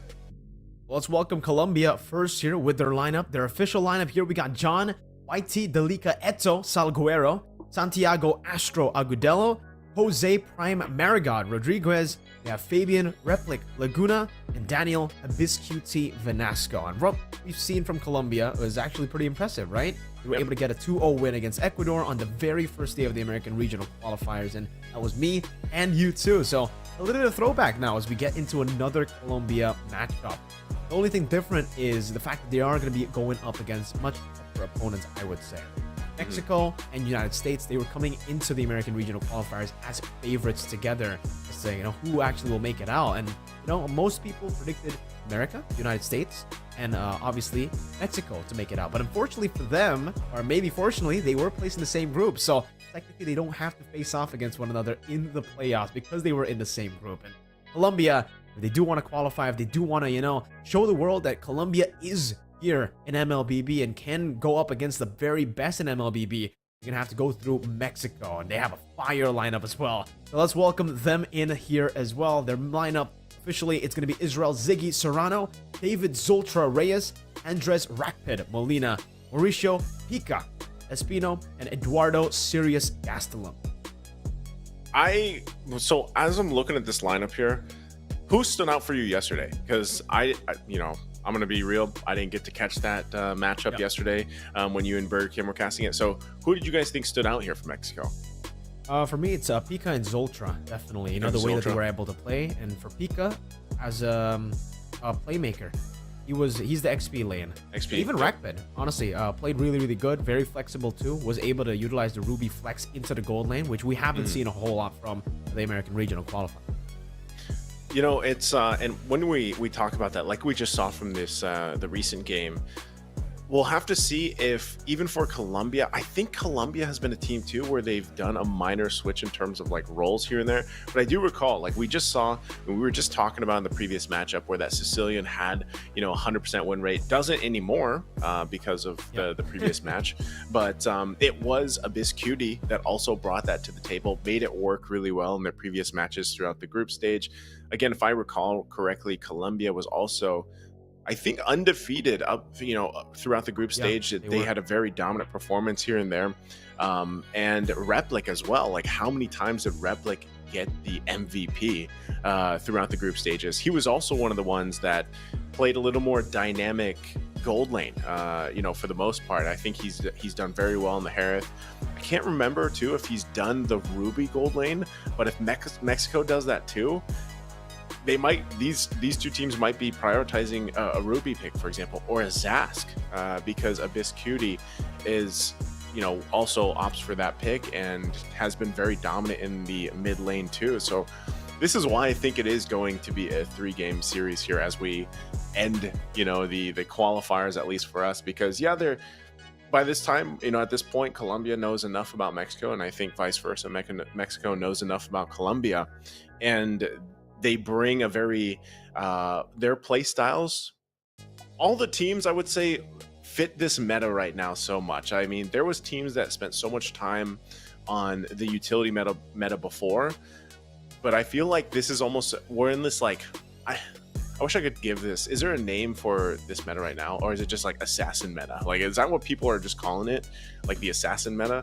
Because I feel like it's such a chaotic meta. It's such a battle, just like a battle meta. It's like you see team fights from the very beginning all the way throughout the entirety of the game. It's not like before where when you had the utility meta, some games literally nothing would happen for the first 5 minutes. Or 6 minutes, you know what I mean? Even when it came to the turtles, you just see like 2 tanky junglers battling off for it, but then no one, they get the retribution off, they back off. Exactly. So my point here being, between Mexico and Colombia both, just like a lot of the teams we've seen so far, they like to fight and they like to duke it out, and it comes down to almost just every single time we talk about how good a draft can be, but really it's the execution factor. And all these teams, even the United States, I would say, we have seen them make mistakes, and mistakes right now in this current setup, this current meta, can be severely punished. And sometimes you see games completely over because of the fact that they swing things around by punishing mistakes. So I think for Colombia and Mexico both, while we wait to see what the draft is going to be like for them as we jump into it, is what they prioritize first off, especially on blue side, as it's traditionally the higher win rate side. And then again, how many mistakes, like who makes the less mistakes? There's always this reference in my head because I used to play American football, and it was always like, the team with the less fouls, or the teams with the less mistakes, the team with the less fumbles, if you will. And that's kind of what it is here. Like even in esports, the team that makes the less mistakes will have the better execution and ultimately win. So it's going to be Colombia or Mexico here. That's true. And Colombia do get the blue side. So we've been talking a whole lot about the blue side, how it's really, really good, especially if you get it, you can actually force out a lot of the respect bans for yourself so that you force out these prio picks to be left open. And I think Colombia have done exactly that. Good chip ban with the Valentina and the Hayabusa, fully respecting the members coming in from Mexico. But also, leaving out the Juicin, the Zosk could be up for grabs right now. For Mexico, they got to make a tough decision whether they want to go for a trade, right? Like leave the Juicin with the Zosk together, or ban it out and leave just one big prio pick open for Colombia. And I think for me, Zosk needs to go away. But they go for the Ruby ban instead, taking away a good flex potential away from Colombia. Now, Zosk or the Juicin, those are usually the 2 picks that we get to see here as first pick.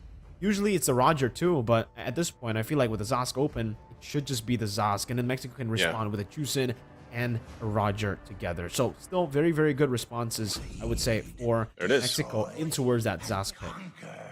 A Zosk pick, yeah, Jushin's open, so maybe Mexico just grabs this.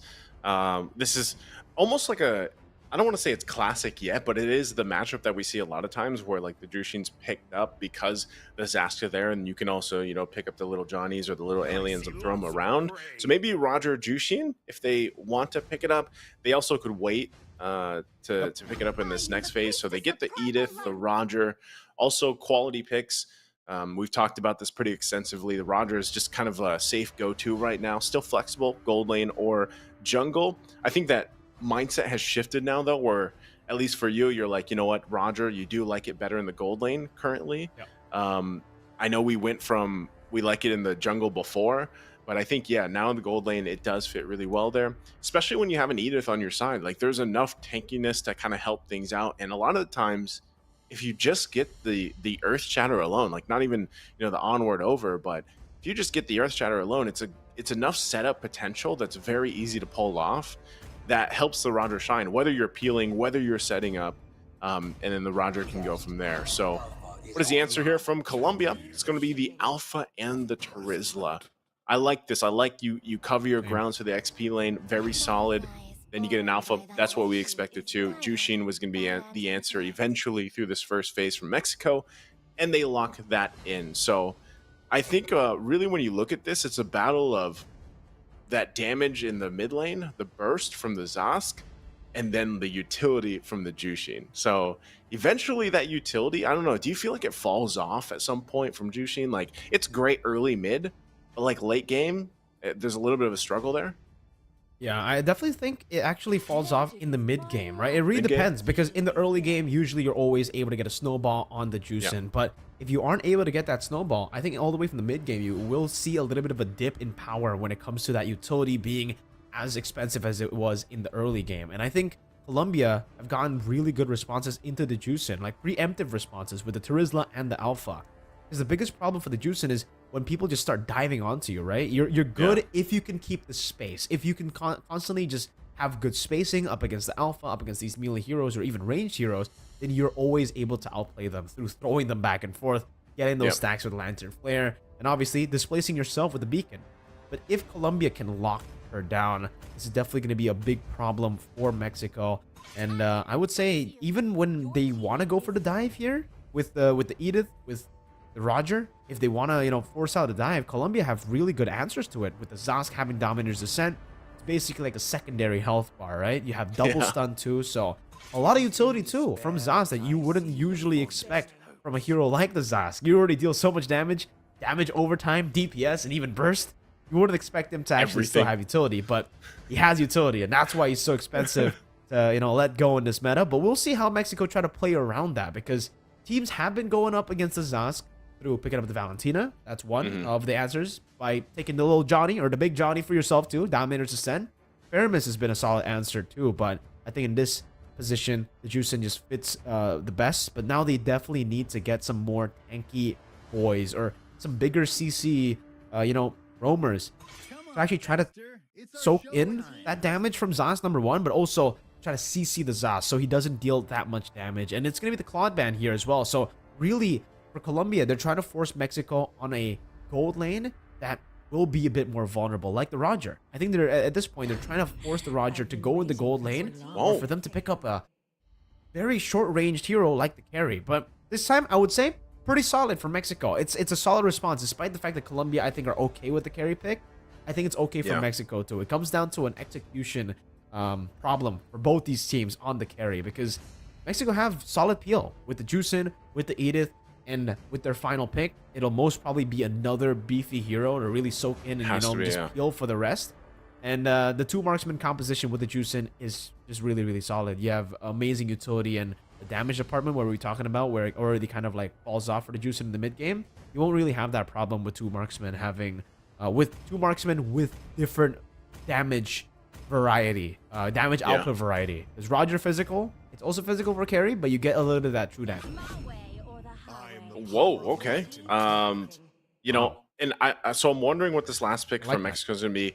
Ixia and Kaja are great because you have pick-off potential, and this is pretty devastating. I mean, having this Ixia kind of the curveball now, right off the bat, you know, I just think of recent tournament MWI, the Savage that we got to see from Shinoa there. But so this time around, it is pretty glass cannon, of course, having an Ixia, but she's protected really well with this lineup from Colombia, and that last pick, of course, from Mexico to round that out a little bit more. So it's not just the Edith being that front damage. You get great initiation with the Yu Zhang pick here, and we'll see how this ends up working out. I like both lineups, honestly, but I think Colombia, I'm gonna have to go with them a little bit more, just because I always like the risk that is Ixia. Like, she's literally probably one of the most risky gold lane options you could pick up, because she's just purely like a glass cannon, but she's very flashy, she's very great, and this could also work really well with the Kaja pickup. I'm wondering what kind of Kaja this is going to be, especially in terms of the emblem. We've seen a couple variations of that, but you already have so much good early damage, especially with an Alpha and a Zask, and then you have an Ixia for like later on to make those big plays, especially if a beacon is going to be used, the beacon and the flares and everything else from the Jushin. So I like it, man, but I'm gonna say I like Colombia's lineup here. Yeah, the problem with the draft definitely for the side of Mexico is the fact that there's going to be so much dive, and that is the way to peel for the Ixia. They're going to peel with aggression, with dive, instead of peel. The normal, convenient cover peel Ladies and gentlemen, it's game number 1 for, once again, the second slot for America. Will it be Colombia? Will it be Mexico? We'll get to see who takes game number 1 first, because in the American regional qualifiers, you've seen a bit too many sweeps, and all has come through winning game 1 first. So momentum is a big, big factor when it comes to the American regional qualifiers. And again, I have to agree with Naisu. In the draft, I like Colombia's draft better, but I can see many ways where Mexico can actually try to outplay with this composition. It's all about taking the fights a bit longer. They have a lot of good sustain in the mid lane, though. Whoa, okay. That's a lot of damage already early on, as we were talking about.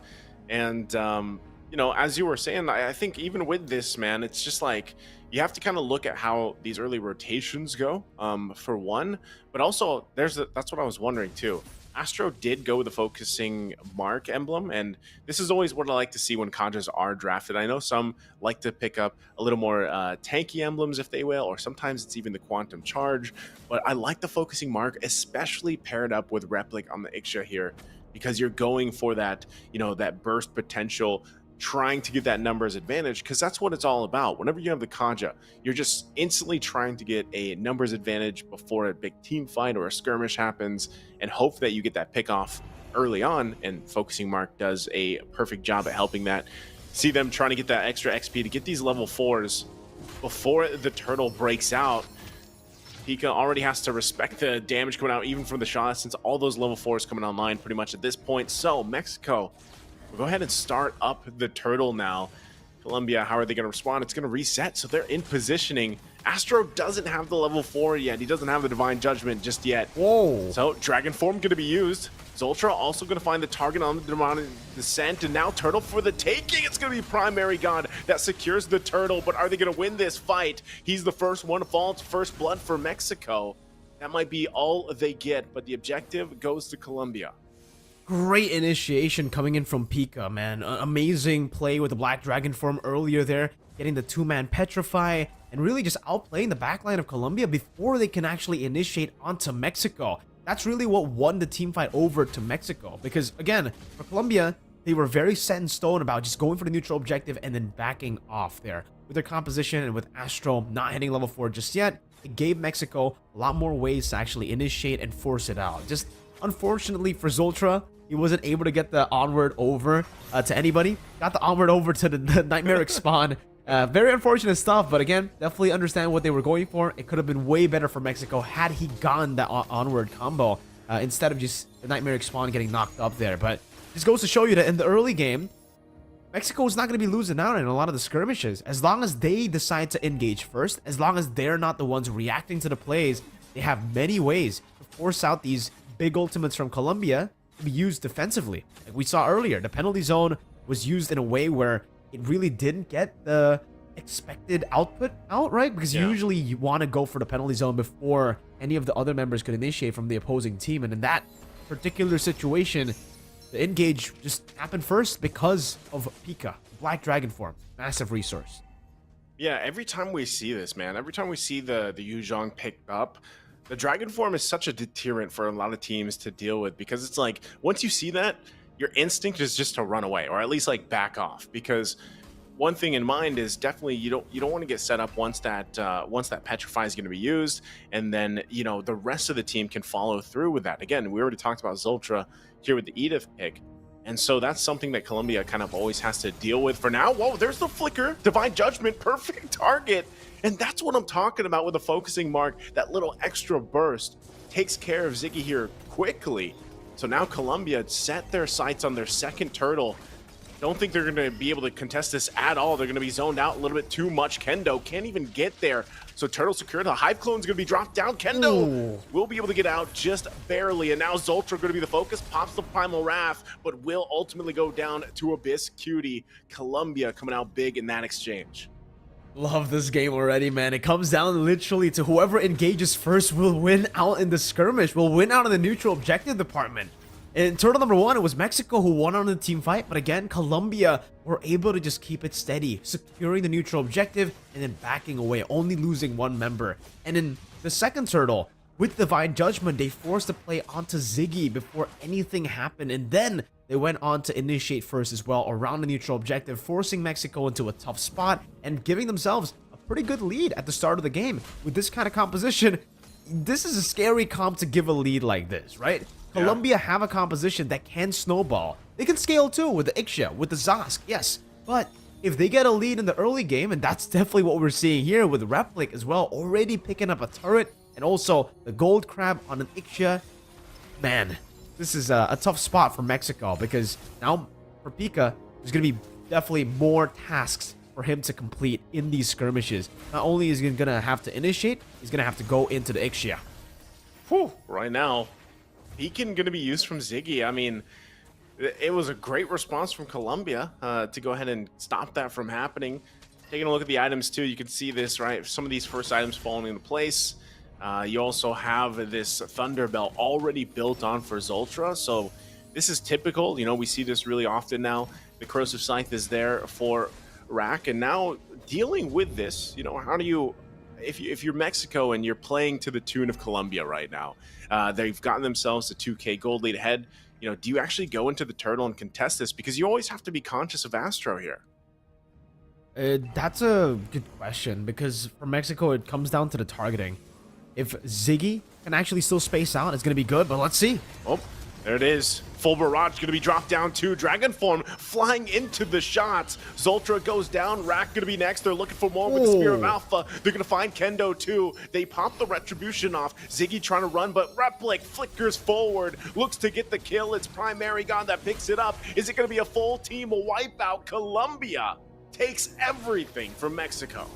We were expecting a close game, but in game number 1, it's 7-1 to Colombia. Primary God on the Alpha, and obviously the Lika. I will have to give a massive props over to the Lika, man, for actually just going in for the penalty zone. Again, adjusting from the mistake that they made in the first turtle, which is not engaging first, hesitating on the initiation. This time around, they did not hesitate. They saw Zoltra go in for the onward, and they instantly went to the back line, just gave Replic so much space for the Ixia to go for the full barrage. And when that hit, man, it hit like a truck. Pika wasn't able to dive as well because of the composition just already winning out of the skirmish overall. And that's what I said in the draft, where for Colombia, how they actually are going to peel for Replic isn't by staying by his side, isn't by, you know, corralling over him and covering him, going for CC whenever anyone would dive, but it's by diving towards the opposing team, making Mexico force their front lines to save their own back line. Yeah, it's tough because when you take a look at that team fight on how it unfolded, there was no, winning moment for Mexico to really deal with, because on all fronts, even with Replic just setting up that full barrage, even in the Dragon form, like for Pika, you know, you're just kind of taking a ton of hits, you're dealing with it, and you can't even get in the position that you're looking for. And, you know, Zoltra, the one to set things up with the onward, like we've been talking about, when this Iesf is usually that valuable pick for that, so far has not been able to accomplish that. You know, some of the items are falling into place for them too. You've got an endless battle now for Kendo, but, you know, I think even for him and this Roger, like, finding your positioning is so difficult. Looks like they're just going to trade a kill for the Lord, as Colombia is going to go for it. I'm not sure. It's going to take him a little bit longer to get that kill. Wait. And is he actually still alive? He survives. Kendo went for the kill under the turret, but that Body of Smith passive for Delika was enough to keep him alive alongside Abyss Cutie. Wow, Colombia punishing Mexico here. Oh, that was catastrophic for Mexico. Losing not just the Lord, but also their jungler in the process. Despite having 5 members up top, they did not want to commit, and it just goes to show you how far Colombia are ahead of Mexico, right? Because they could have very, very easily dove the Terizla, but the fact that Abyss QT was still not seen on the map and he was already rotating up top, they couldn't risk it. I think 2v5 even with the Zosk. This is why the Zosk is just so prio, so powerful. You can go for an Astro. Oh. Astro goes in with the conceal, goes for the pull, but is going to get punished himself. Full barrage dropped, but it's a little bit too short on the range. That might be a little moment for Mexico to hold on a little bit longer. They'll deal with the Lord here. The turrets take a couple shots. The shields are going to be popped, at least in the mid and the top lane. These ones in the bottom should go down as well, but they hold on for a little bit longer. So, man, Colombia, based off by what Astro wanted to do, are going to get punished. And now the Conceal in the response from Mexico, going to be looking for Abyss. Cutie pops the descent, though. Will be able to fire off on Zoltra. The damage is massive. Zoltra will be the one to fall. Ziggy stays alive, so they still find a couple kills, but look who's still going. Abyss Cutie will get out of there finally. But Mexico looking to find some life here to fight back against Colombia. The fact that in the 2v4, 2v5 almost, they still only were able to get one kill is definitely concerning for Mexico, because again, for Colombia, they're still scaling. Yeah. For Mexico, they're also scaling, but obviously, you know, when you want to deal damage with a carry, when you want to deal damage with a Roger, it's a bit harder to execute that damage in the later stage of the game, especially considering for Colombia, not only do they have tanky front lines, they have frontliners that can actually deal a whole lot of damage too, right? The Terizla, the Alpha, in most cases for Terizla, we see Queen's Wings, Dominance Ice, and then the Dreadnought Armor, you know, just going straight for a physical defense, or defense in general. But here, we're seeing the War Axe built up by Delica. We're seeing the War Axe as well from Prime Marigod. So when they dive forward, Mexico can't just ignore them. They really have to try to deal with them. And while they're trying to deal with those frontliners, you have a Kaja that's constantly looking for flanks. You have a full barrage that you really have no answers for at this point. With how the Yuzong is playing right now, he's doing a good job. Don't get me wrong here. Pika is doing amazing still, despite, you know, them being so far behind. But it's not really going to be enough to threaten the Ixia to be taken down. Not with the Zask around her. Now the fact that the Zask can actually decide to jump in with Dominance Descent or play with the Ixia, Pika will get bursted down either way. If he plays with the team or if he tries to dive alone, it's just going to be really, really tough. Especially in around these neutral objectives, which Colombia are definitely already setting up for. Mexico, I think at this point, they're going to have to play turret defense. It might have to. With this too, you can already see, like I said, anytime that Mexico wants to think about going towards these objectives and in the space, they always got to be conscious of where is Astro, and right now they're going to be too late to even get the information that they need. Lord's already secured here.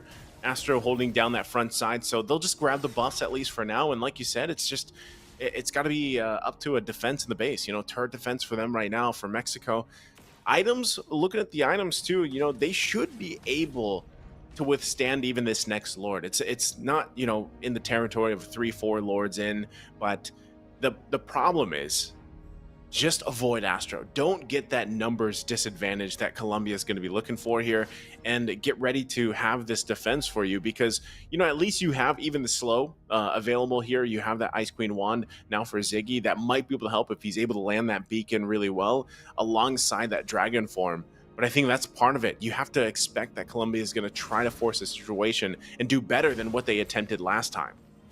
These are some bad waves, though, for Colombia. The fact that they only have one wave to play with is going to be pretty okay for Mexico to deal with right now. The Lord charges in. Yeah, Lord's going to be able to get this turret down for them. We'll see if they can get anything more. A lot already expended, though, for that. Now their eyes are set on the top side. Conceal going to be used. Beacon already committed to, so they're going to go for it a little bit longer. Full barrage, though. Going to find the targets, make it all of them as 3 do fall for Mexico. What a play already from Colombia. Still going to be looking for more. It's a double kill for Replic, and they'll work on the base. Colombia will take game number 1 in 14 minutes. Spectacular performance from Colombia in game number 1 up against Mexico. We were talking about how this game was the game that should have been close. This match in, you know, we predicted it to go all the way 3 games. But with how Colombia started the series off, it might be a clean sweep again. That was some damage that they pulled off, you know? Not just physical damage or magical damage, but honestly, that's a little bit of emotional damage as well. The fact that they were able to do that with just a second Lord while not managing the waves in a way where it actually crashed down 3 waves together, right? It was 1 wave that they used in the mid lane, and then another wave up top. They just utilized their combo and their team fighting to end the game. And again, it comes down to the second turtle here, where they were able to adjust from the mistakes that they made around the first turtle. They played around it. Again, it was just them constantly playing together, Astro and Replic, but everybody else diving when they needed to. Instantly initiating onto the backline of Mexico when they try to go for the onward, when they try to go for the Earth Shatter, the pickoffs as well. And in a lot of these skirmishes, we did see some of the mistakes happening from Astro, definitely overzealous there with the Kaja, trying to go for the angle to go for a pickoff. And then obviously here Replic gets picked off, but even in their mistakes, they shine through. But I gotta stop talking about, those moments, because we gotta give the highlight over to this moment right here. Amazing penalty zone into the Spear of Alpha, and the full barrage was already placed down there, and that combo was just perfectly executed. Time to perfection, perfectly executed. I don't know. I'm just trying to find more words to compliment what they did there, because it was so good. Really a very, very well played, sequence of events there that they did. And if you take a look at the damage, this is why me personally, I definitely would have expected for Mexico to ban out the Zask over the Ruby that they ended up banning in their last, slot. And this is the reason: 45,000 damage dealt, despite the fact that Replic was already bullying in the lane, was already winning in the lane, had a snowball for herself. Merigot in the Alpha was also winning. Delica was getting a lot of good damage too. It's still Zask. Despite everything that you saw there, despite the combos that you saw from Replic and the rest of the dudes here, it's always gonna be Zask. And it's just fitting for the Zask player to be called Abyss QT, coming from the Abyss himself.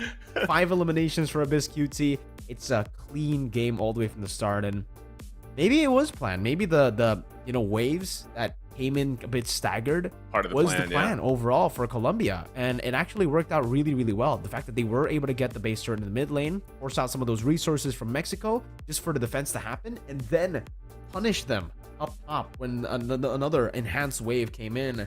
It just played out really well, and it now has got me thinking that maybe it was planned. Maybe that was what they were looking for. It's almost to a point where it's just like the layering, like you were trying to find the words for the layering of the ultimates that Colombia had here was just too perfect. Abyss QT, like you mentioned, Zas just does unreal damage, especially with a build like this. You're going to do a ton of damage, but that's again that part of the thing that Abyss QT did. What I really liked, especially in the early game, was just being able to peel if he had to for Replic in some cases. And like you mentioned in the draft, the power of Zask not only is the damage, but it's like an extra health bar. Like you get him low, but then all of a sudden, boom, Dominator's Descent. Like then you got to go through that. And you can't actually just, what's so difficult, and I don't know if maybe there's got to be a change to this eventually from Moonton, but like you do so much to get his health bar low, pops Dominator's Descent, and then like you try to do it again, but his damage just hurts so much that you can't just like sit there. You know what I mean? Like you have to then think either I'm going to take him down with me or something's going to happen here. I'm going to retreat, But yeah, eventually the thing is Colombia just really played this lineup to perfection. And I think even that final fight, I mean, what do you do against that? Penalty zone, a Divine Judgment, a Spear of Alpha, and then a full barrage? How do you play against that, especially when you're down? So congratulations there to Colombia for that game one. Well, I think they're definitely going to have to think about the question that you've been asking, the questions you've been asking. How do they deal with that during the break? Because we will be going on a 5-minute break to see game number 2.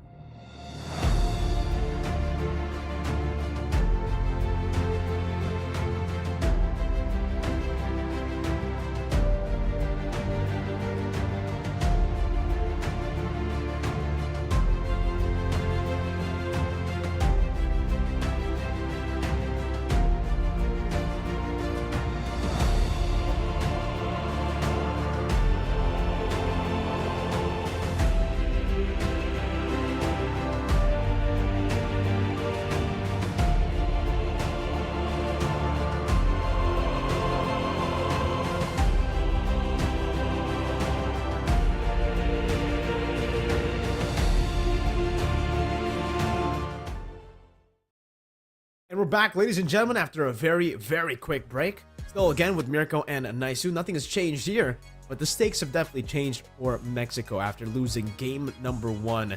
Not in the close manner that we expected. It was an absolute stop. All the way from the start of the game towards the end. And what better to dominate than for the dominators to set, right? It's the Zask, Naisu. I'm telling you, the Zask is just too broken. And I think adaptation number 1 after the break, you know, for Mexico has got to be ban it. Ban it or pick it up themselves, because technically they can go for blue side this time. That's true.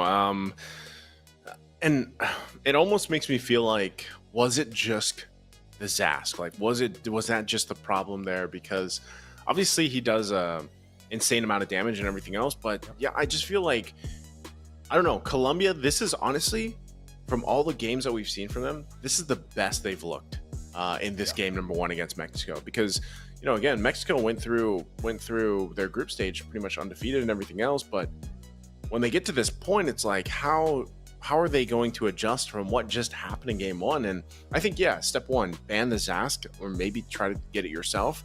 But I think that even to an extent, Colombia wouldn't let that happen. Like, if they had to, they'd probably end up banning it out. This could also be a case where, you know, at least for Mexico, if you're trying to get the right footing here to start, it might be also just securing yourself maybe an assassin jungler. I'm not sure what their picks have been up to this point, because we only had them, I think, on stream once. But that's part of it too, is like getting yourself that early momentum secured. Now, part of that, I feel like, again, the reason why I say it's not just Zask, for this Kaja pick, I feel like really played a part in, you know, the pickoffs, because every single time that the Divine Judgment was available, there was only like one blunder that we saw Astro do, and, you know, they were trying to push it in. He dove in with a conceal between the tier 2 and tier 3 turrets.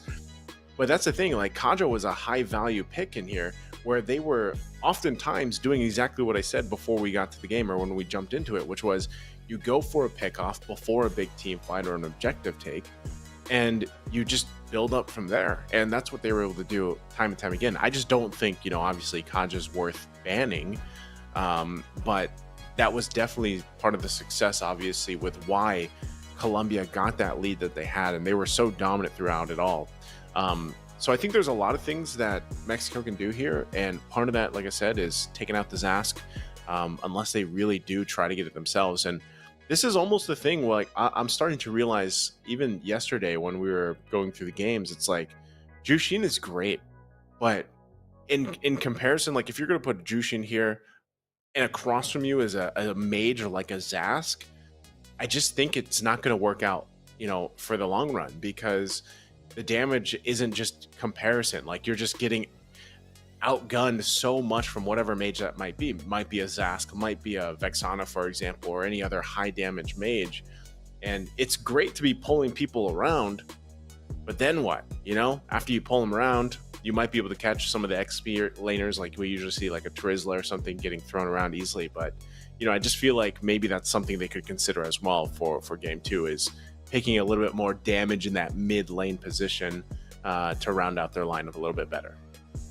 Yeah, I agree with that. You know, there are definitely a lot of things that they can do to adapt for that change, because I agree, it's not just the Zask that is the problem. It was a culmination of a lot of different things, but I think the Zask was the main problem. That's what started it all. And that was the first pick, because you need a solid foundation to actually build on that draft. But it seems nice soon that we will actually be going for a 3-minute break, as we're still waiting for the players to get ready. But don't worry, we'll be back just in a bit.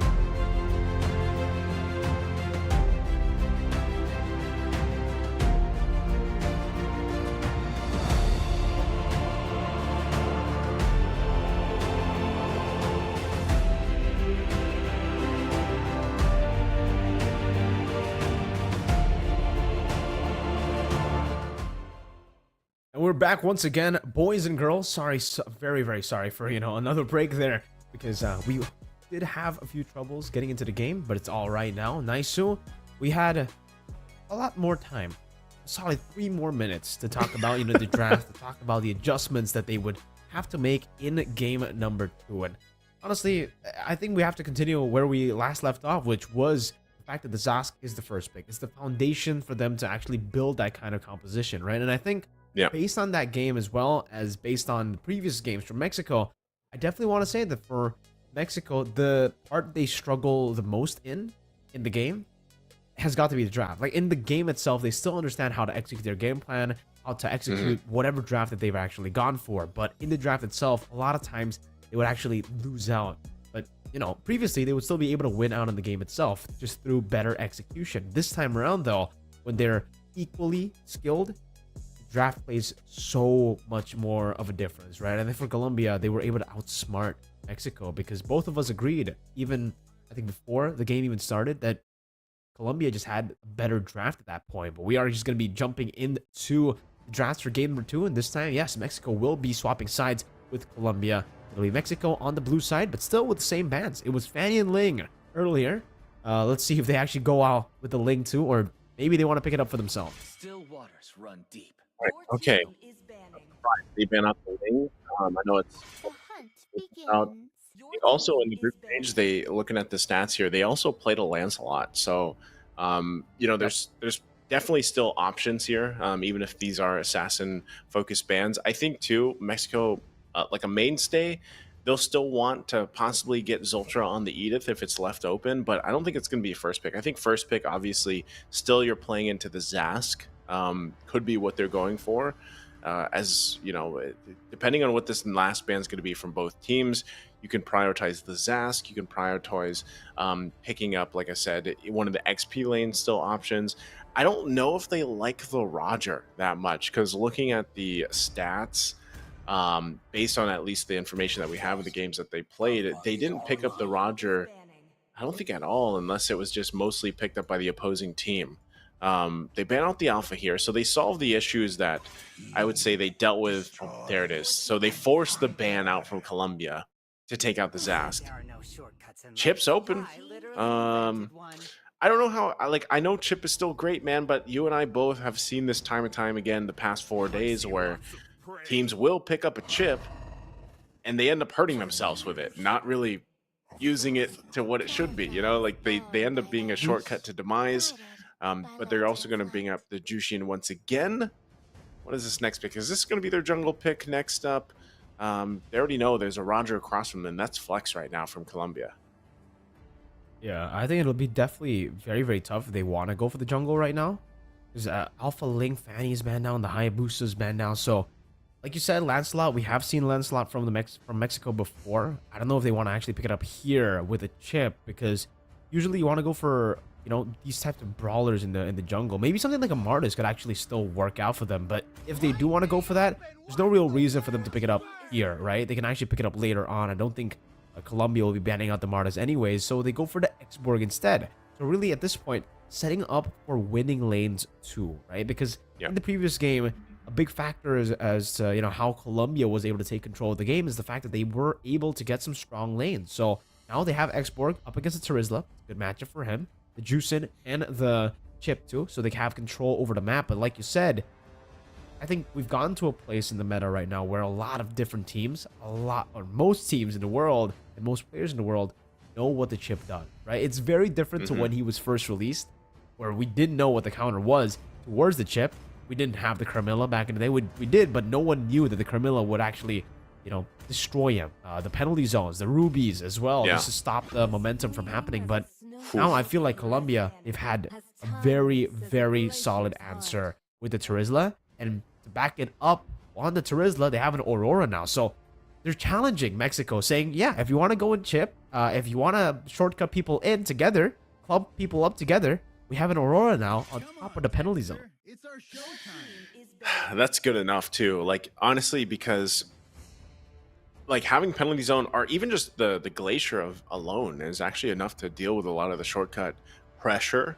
And I think too, having that passive is going to help a little bit longer to like help you survive a little bit longer too, of course, for the Aurora, especially if you're being dragged here and there. One thing I guess that's good about the chip too, aside from the shortcut, is obviously like his unexpected damage as a roamer, especially the concussive blasts like chips, especially with the crash course and everything. So they might, if Mexico can play around the early game pressure from this, it could really help them out, depending on what their jungler is going to be too. And I just don't want to throw out the possibility. I know naturally we're going to think, all right, obviously the Xborg versus the Terizla matchup, but what if, depending on how the rest of this go, I don't know if they have it in them, but we have seen the Xborg go in the jungle. That has been flexed a couple times actually, and now I'm just going to assume it is XP lane. But if that's the case, I think it really depends on what else Colombia brings to the table here, because of the fact, again, what is that roaming option. It's good that Mexico took out the one of the main problems for the previous game, which was the Kaja. Good ban here. Colombia does take out the Hylos.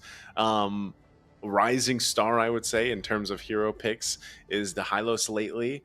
And I've even seen people talking about this on online a lot, that he even works great in the jungle right now, especially against all these assassins.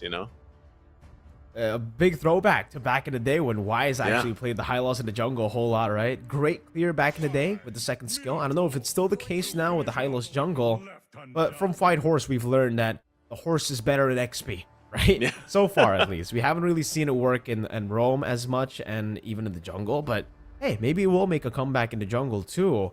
But now it's the Minotaur banned out as well, so really just trying to nail down on, a few of the heroes that Colombia can go for when they're up against this kind of dive, which Minotaur definitely is. Definitely fits that agenda. I think the Edith, though, is a very similar pick to the Minotaur, but on top of the CC that she adds, she also has a lot of damage, right? They'll go for the Natan first, so revealing that the Raja will indeed be going to the jungle. And I would say for the Natan, it's a good answer up against the Xborg, at least when he gets his item power spikes, because the Faraga armor will be melted down like it's nothing. But again, you really need to wait for the Natan to get to the item power spikes, which isn't as easy nowadays. Back in the day, it was actually very, very easy. I remember the Natan was like first pick always, right? Because you could just play around on the Natan, give him all the resources, and he'll be able to get the Holy Crystal easily by the 10th minute. But now, especially considering, the meta definitely favors the early game heroes, the early game teams a bit more. It has been tough for Natan to actually get to that point. But now the Brody gets picked up, so you can already see what Mexico are going for here. They're really just trying to get the snowball as early as possible, and they go for the Baxia 2 here. So, yeah, for me, a big issue for them was the fact that they don't have a jungler, and they've already banned out so many of the other junglers, like the Alpha, Ling, Fannies, and also the Hayabusa coming out from Colombia. So they were kind of forced into this Baxia pick. I think it's the only utility jungle that is good right now, aside from maybe the Bane. I think Bane could have definitely worked too, but maybe they just wanted a bit more frontlining presence here, because they already had the Juicin and the Brody. But still, for Mexico, this is a draft that is quite reliant on snowballing with the Brody, right? Because even they can go for late game, but it's still going to be tough with the Natan on the other side. You really want to go for snowball, I think. Early game is definitely your best friend. Oof. Good answer. Really good answer. The Tig. I love the Tig pick. It's great against the Baxia. It's great against the Chip, and especially against the Brody. When you reveal the Brody here, you place yourself in a very vulnerable state. Usually we see teams even go for Chose when you see Brody, right? Because you can't go for Purifying the Brody. Well, you can, but it's not optimal. Yeah, you usually want to go just for the Flicker. And man, I really like the draft coming in from Colombia. Yeah, I think they covered all their bases in terms of like dealing with the utility. Because like if you look at Mexico's lineup, a lot of it is utility based, obviously, with the Chip and the Jushin. And then really all Colombia has to do is avoid the last insanity for the most part. And then, even if they get marked up, like they have enough coverage, I would say. Like, for example, the Entropy, they have the Body of Smith passive to keep the tanky for Terizla. You have a lot of tools here available to you to stay alive, at least through that initial burst from Mexico. So we'll see if Colombia pulls it off here, or if Mexico brings us to a game 3. There it is, ladies and gentlemen, the last slot from America Regional Qualifier, America A. Will it be a clean sweep for Colombia, taking this game just like United States did earlier. But will Mexico actually force us into a game number 3 by equalizing here in game number 2? The composition that already kind of looks difficult to pull off here, considering, you know, like you said, Colombia have all the bases covered with the Tigreal, with the Aurora 2. But when it comes to the Lethal Wanderer, this is definitely still the strong suit for Mexico with the early game juicing. Yeah, part of that too, like you see with the flare, Abyss Cutie's going to have to deal with. But, you know, Baksha, like you said, I think he's probably the most consistent utility jungler right now, I would say. I know we still see the likes of our Fredrins and the Martis pop up. Barrett's obviously has really fallen off, but I feel like Baksha is just so strong because of the fact that you can rotate around fast enough. You're jungling, like, even if you were to die in the beginning or everything, like, you can rotate enough that you can put pressure on the side lanes if you have to. And it's just naturally, he's tanky enough, I would say. And that might be okay. Well, okay, Ziggy, that might be okay for them. Yeah, we didn't see that to play around with. But I think that's the thing is, like, you have enough tankiness from Mexico early on, especially with the chip there, even in a way, you know, having this export. But it's like Colombia, like I said, as long as they play a little bit of almost a push and pull in how they decide to go against this lineup for Mexico, they're going to actually be able to come out on top of a lot of the fights, right? Because of just what they have available to them. Especially, we've seen so many successful Tigreals. Now, the fight for the turtle, though, not sure if they're going to actually commit to it. It goes for a reset. Zultra doesn't have the level 4 just yet. No shortcut available. He has it now. They're going to drop down. There's the Frigid Glacier going to be dropped. Finds multiple targets, but it's Primary God, the one to fall first for the first blood. The drag in for Dalika. Can't escape the flare. Pika has to flicker out. They're still going at it. Turtle still for the taking here, but Mexico will find 2 kills. Okay, and we'll be able to get this turtle too. Okay, so Replic really, he tried to take the shortcut back towards lane, but unfortunately duration ran out and the shortcut got deleted off of the map. So he actually kind of panicked there too, used the entropy again, blinked back, but for Mexico, they weren't really able to catch him. But still, well played to Mexico, really utilizing the shortcut well. And for Colombia, I feel like it was just a bit of panic there, where they could have just gone in onto Zultra, and then for Abyss QT, he could have just waited for the shortcut to come in before utilizing the Frigid Glacier. But he ended up just trying to use the Frigid Glacier as fast as possible to get Zultra down. And it was a bit of miscalculation coming in from Colombia that they definitely could fix on again. It wasn't, you know, an instant win as well for the first turtle for Colombia in game number 1. So they can still make those adjustments happen in towards turtle number 2. But still, for Mexico, this is an amazing start. This is the start that they needed with this kind of composition. Snowballing with the Brody, with the chip, obviously, and Replic forced back. Wow, okay. Look at the damage that already respected. He's going to pop the torn apart memory. He just picked up the blade, too. I think they're going to go a little bit further. Abyss Cutie joins the fight alongside. He has to flicker out. Frigid Glacier going to be used. There's the implosion. They're going to find Zultra. Zultra takes quite a few turret shots, but unfortunately, Abyss Cutie couldn't get the kill. They go through the shortcut. Penalty zone going to be used out from Dalika. It's a whole chaos up here on the top side. Primary got in trouble. There's a flicker from Abyss Cutie. Won't be able to find Zeke either. Kendo picks up a kill.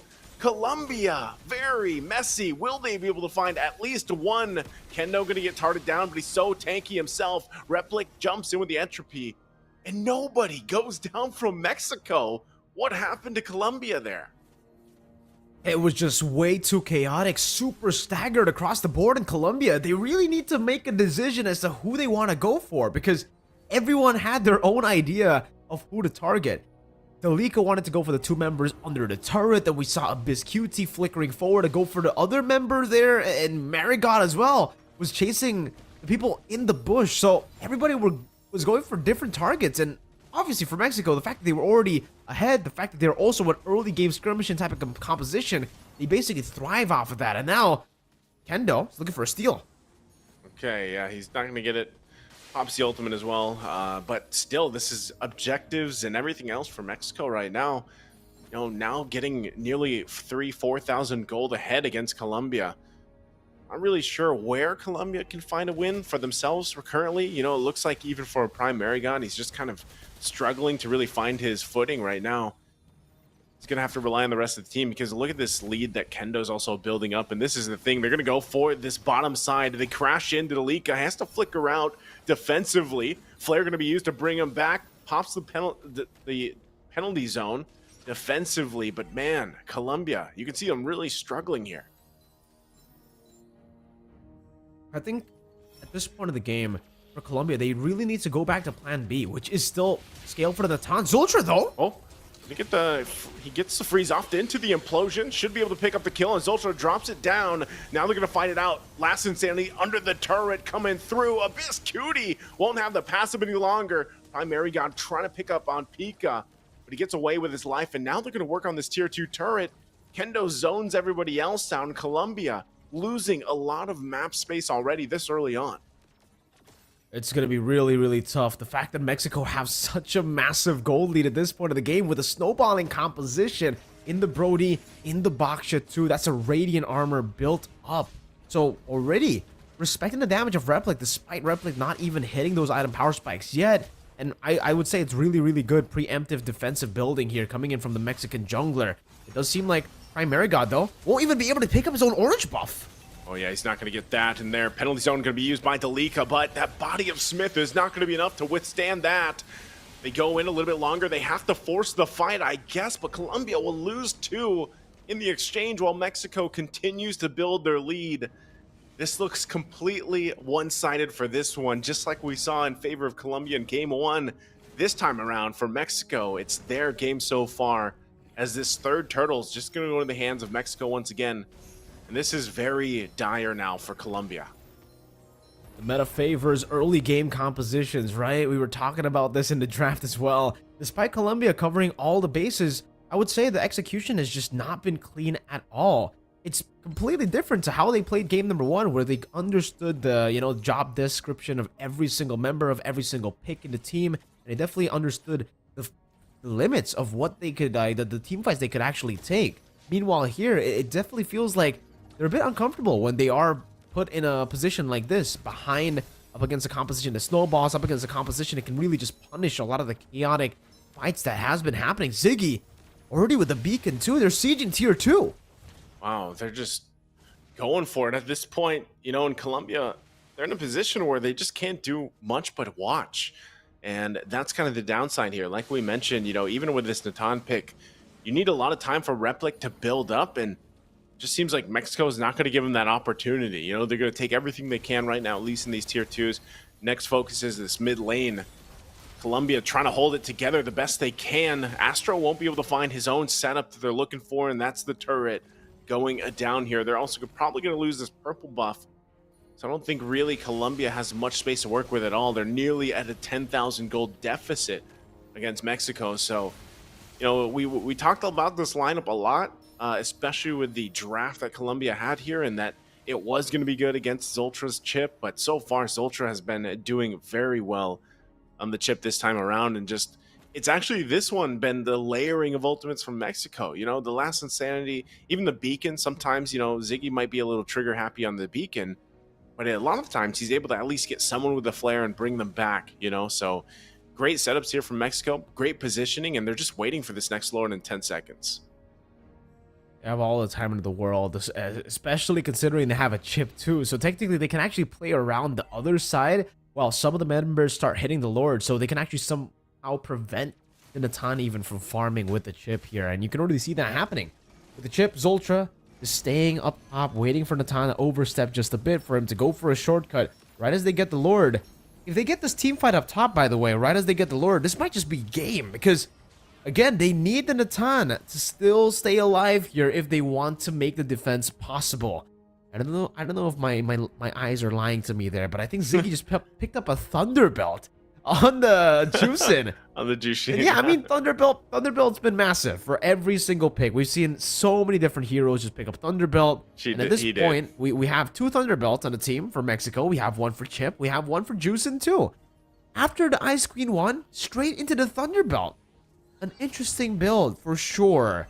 And yeah, Colombia, 10,000 gold behind. I understand what Abyss QT was doing there, but he ended up rocking the Holy Defense, which is not optimal at all to make this defense possible up against a snowballing Brody. we can start just munching on these turrets. And I think at this point, they can clear out the bottom wave together with the mid lane, have just 2 waves pushing, and they should be able to take a base turret over from Colombia.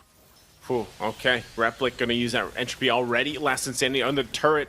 Mid turret still gonna be worked on. They jump in shortcut under the base already. They take a little bit trip for the ride. No one going down just yet. Lord still up. Turret also holding it down. So Colombia, despite it all, will clear out the Lord and hold on to their base turrets for now. We'll see they'll heal back up. They'll get back in position here. But I don't know, that was a really good decision from Replic to go ahead and start that up using that entropy. They kept things together, calm and collected. And for Mexico, you know, they're happy with at least getting the shields down. They don't want to overextend, which is surprising because they're 10,000 gold ahead. So there's still some respect there for the lineup of what Colombia's lineup is capable of doing. They don't want to get caught in a position where they are completely, you know, wiped out, or multiple members get frozen out and then taken in to an implosion or anything like that. But again, when we saw those items, you know, typically by that 11-minute mark, you've already got the Holy Crystal locked in for Replic. Replic doesn't have that. He went the Feather of Heaven and then the Starlium Scythe first. He might be building up to the Holy Crystal or Divine Glaive, but there, whoa, Replic! I was just talking about you, man, and then he gets blown up there.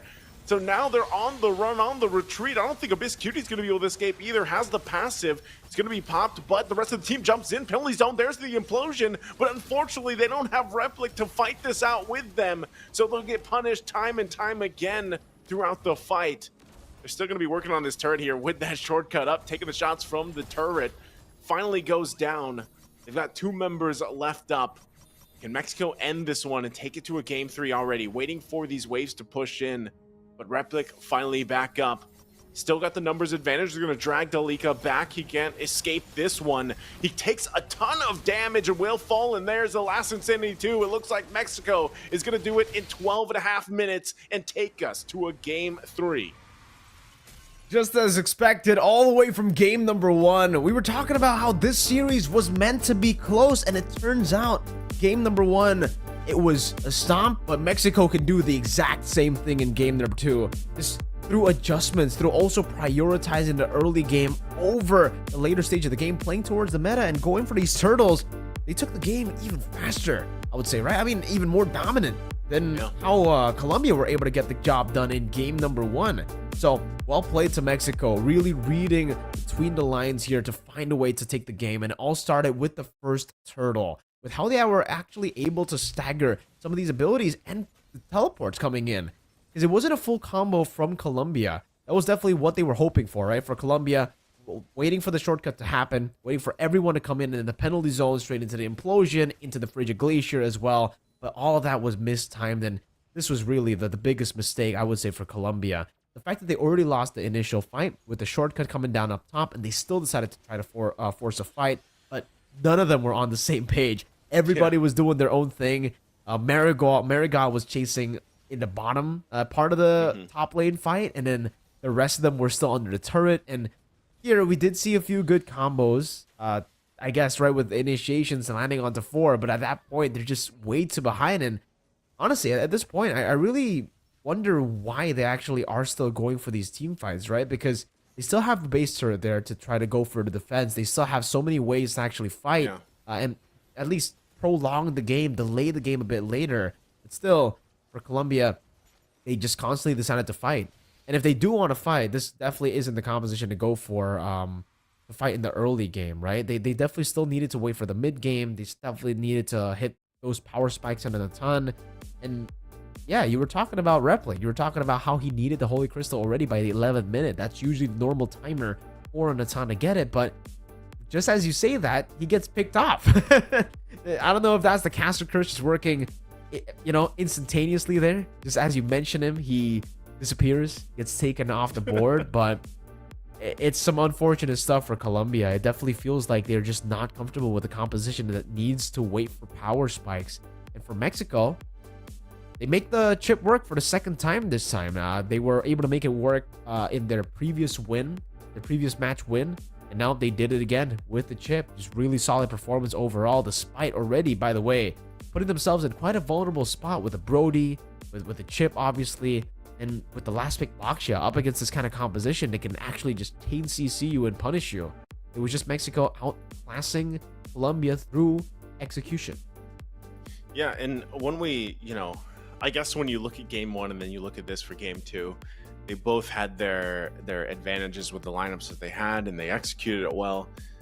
And I don't know, I feel like for this one too, Mexico, they were just kind of like, you know what, whatever happened in game one, let's just put it to a side and let's make this lineup work. I think even with the Brody there, the Brody didn't even get as much time to like shine as he probably had hoped, because of just everyone was doing so much on the team.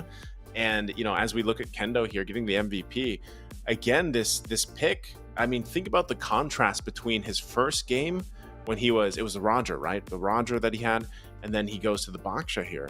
Like, he did so much in the early game based on rotations, and I think it just was part of the chaos. Like, if you think about how he was able to go at different angles, and then you have a chip there as well, maybe that was part of the case why Colombia had such a hard time when it came to target acquisition, because that's the main thing that stuck out with that. It's just like very disgruntled, in terms of like what the game plan was when it came to those fights. And I think Mexico realized that too, and they just continue to punish it. So hey, we're down to I wouldn't have it any other way, man. It's the last series of all the American regional qualifiers here, at least for the men's teams right now. All the we gotta have qualifiers, game threes, all the online qualifiers. That's true, of all of them. So now we get down to one last game.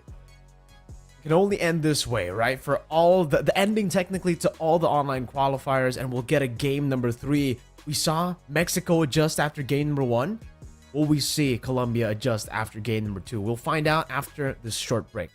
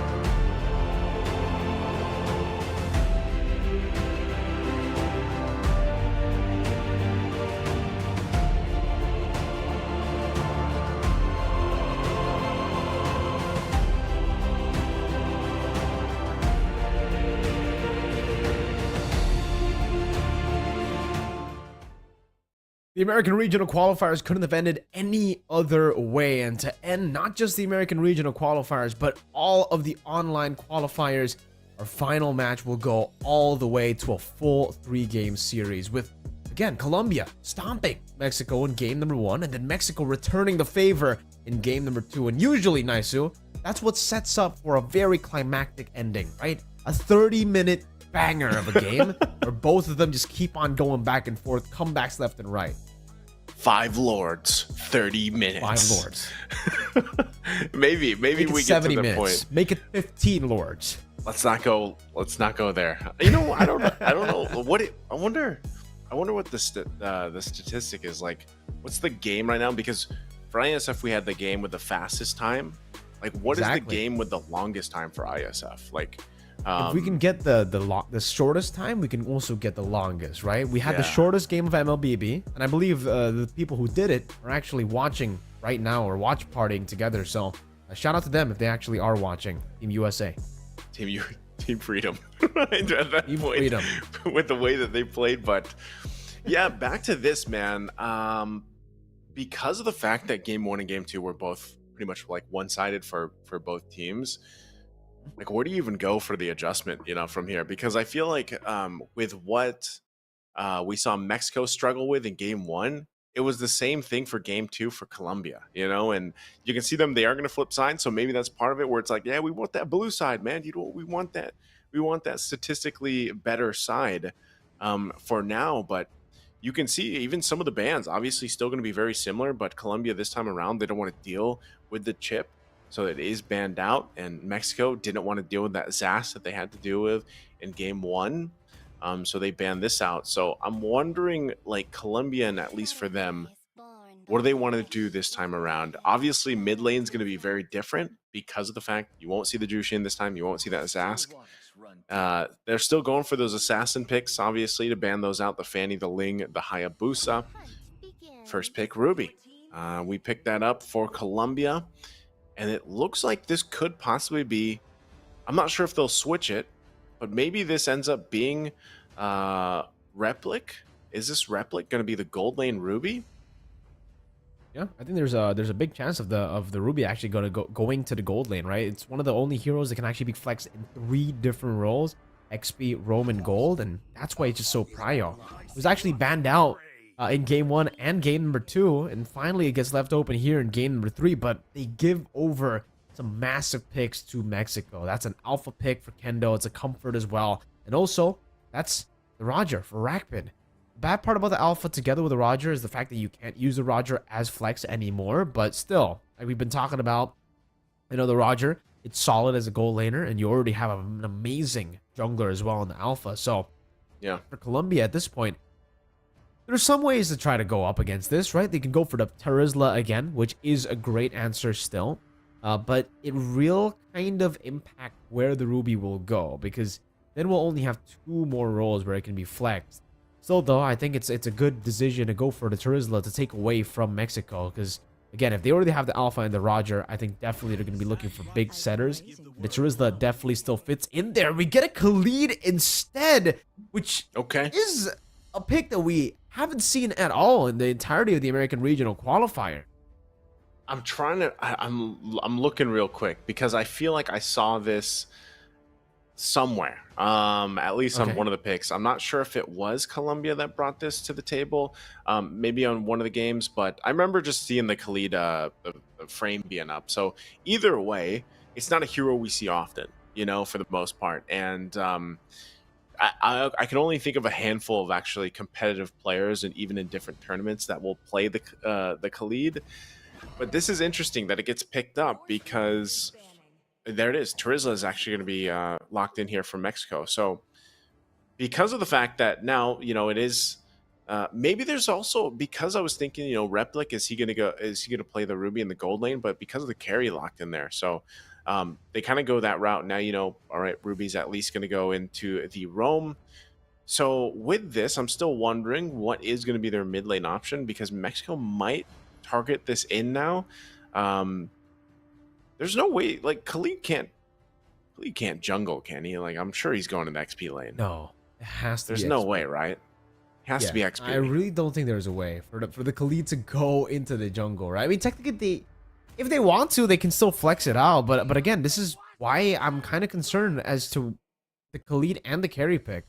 Because with the Khalid and the carry, you basically say that the Ruby is confirmed to roam, right? And that removes the entire, first pick prio reason. Why did they prio the Ruby here so much? I guess it's just because it's a great stopper.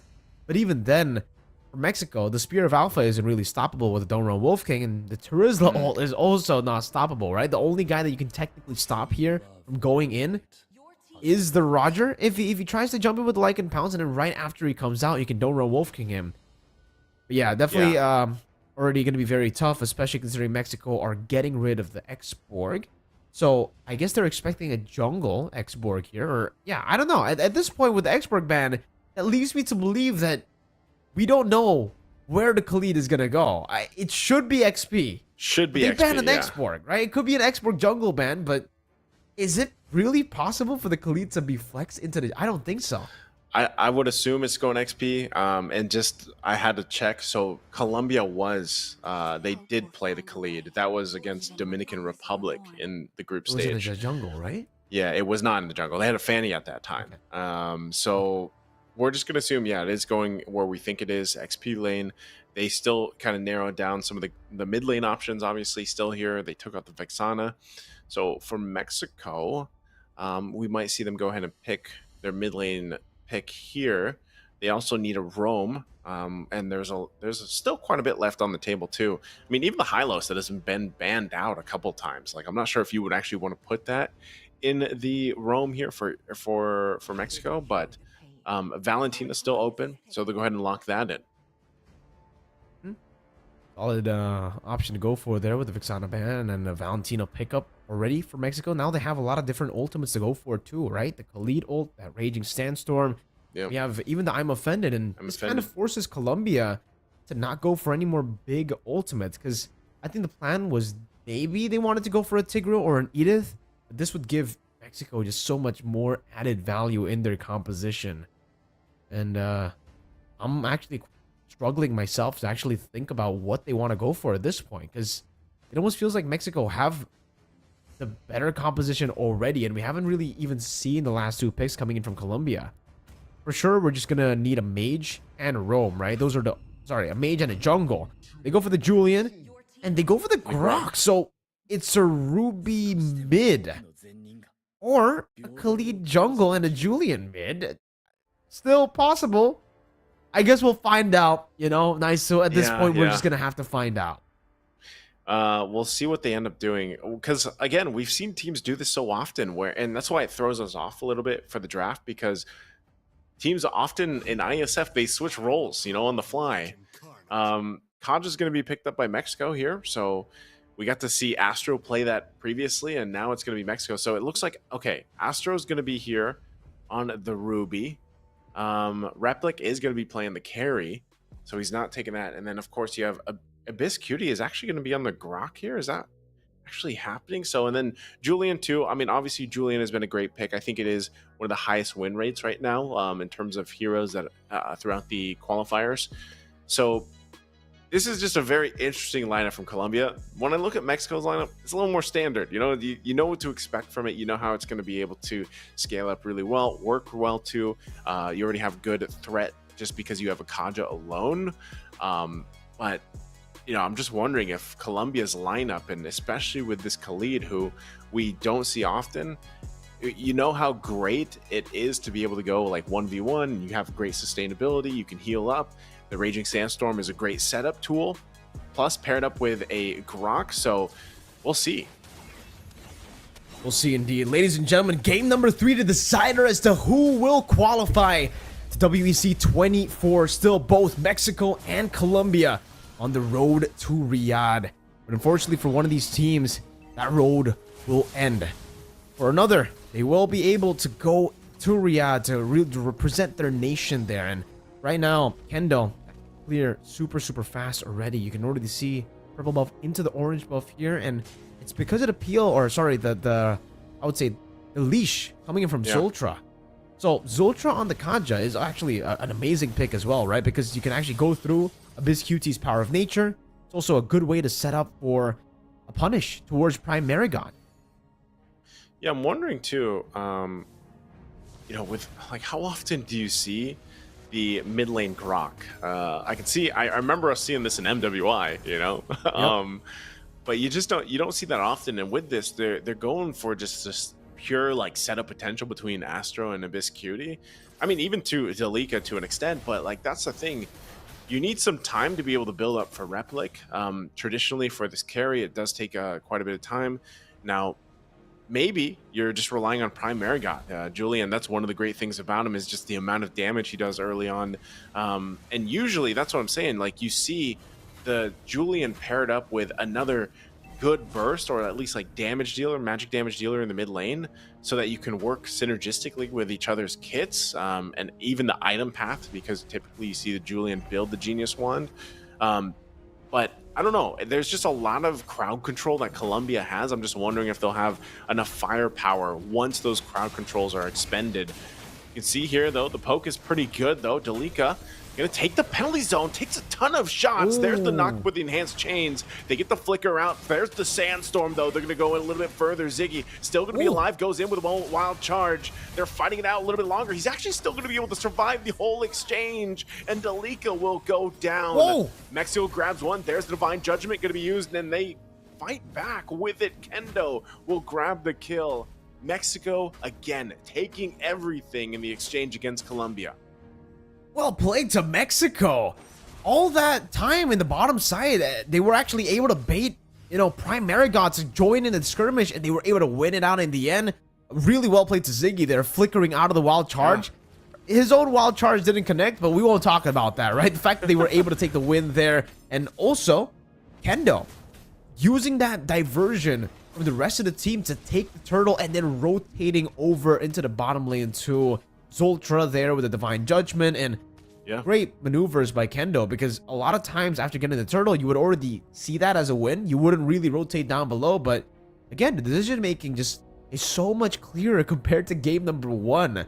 Mexico have really stepped up, and they're looking really scary now with an amazing gold lead. Like, this is, again, 1,000 gold lead in the first 3 minutes of the game. This is quite massive. Yeah, it's a great start. You couldn't ask for a better start.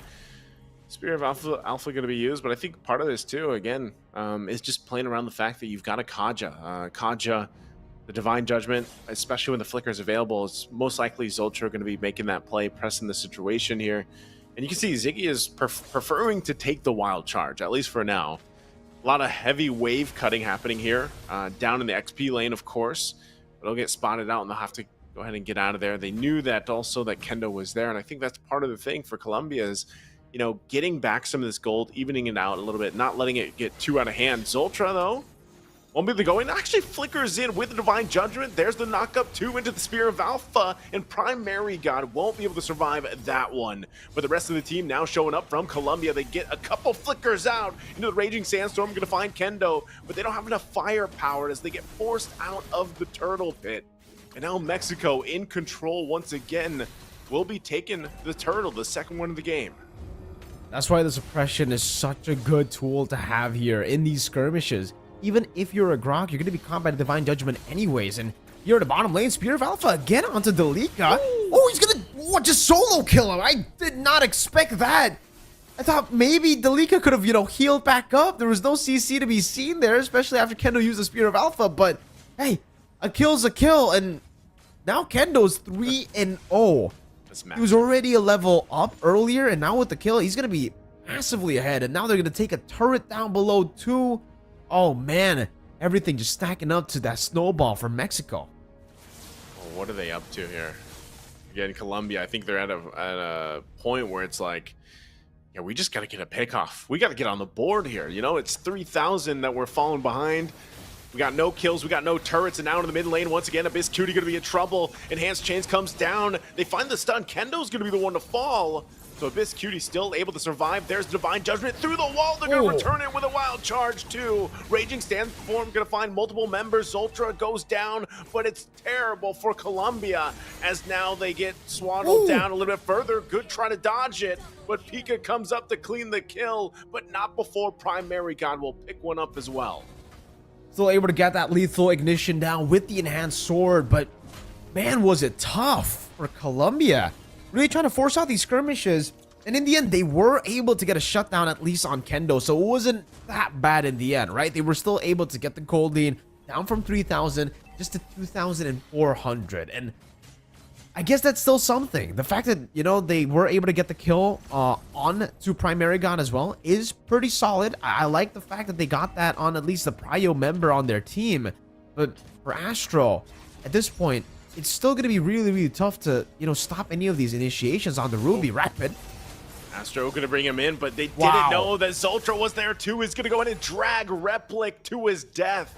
A great Divine Judgment. Abyss Cutie making his way up top. Going to get spotted out. Wild charges in, gets the stun on two. Primary God joins the fight. Enhanced Chain's going to knock them up, but Ziggy will go in and flicker out to safety. They're going to disengage for now, even with Dalika showing up, but the mid lane's going to be focused down. Spear of Alpha won't find the connection, but they get the turret here, still on the top side. I don't think they can find anything else from that. Mexico just knows what Colombia wants to do. Zoltra going to get blocked out, but he will slide on through the wall. The Guardian Barrier Enhanced Sword going to be used. They want to fight under the turret. Raging Sandstorm will be able to find them on the backside. Now they're on the run. The chains come out once again. They're going to be able to find a kill on Dalika. They jump in with the Spear of Alpha. Kendo, though, he will finally go down. Still going to battle out. Double kill for Rack. He gets knocked up into the air with a wild charge from Abyss Cutie. Man, this is just a fest of kills and more between both these teams, but Colombia will be able to close the gap a little bit here. Chaotic skirmishes all around for both these teams, and like I said, Naisu, game one, it was a stomp for Colombia. Game two was a stomp for Mexico. It's only natural that game three, it's a back and forth for both these teams, and for both these teams, none of them wants to get eliminated. They both want to make it a slugfest as much as they can. It's not about the strategy at this point, it's about who has more willpower. Who wants it more? Who wants to go to Riyadh more? Is it Mexico or is it Colombia? And if we take a look at the gold lead, so far it's been Mexico. They've been able still to find a bit more of a lead in these skirmishes, in these pickoffs, and when it comes down to the neutral objectives and the structures, it's always been Mexico up top. Whoa! Rack going to be taken out really quickly. I'm not sure if there's going to be a response from Mexico. They don't have Kendo here.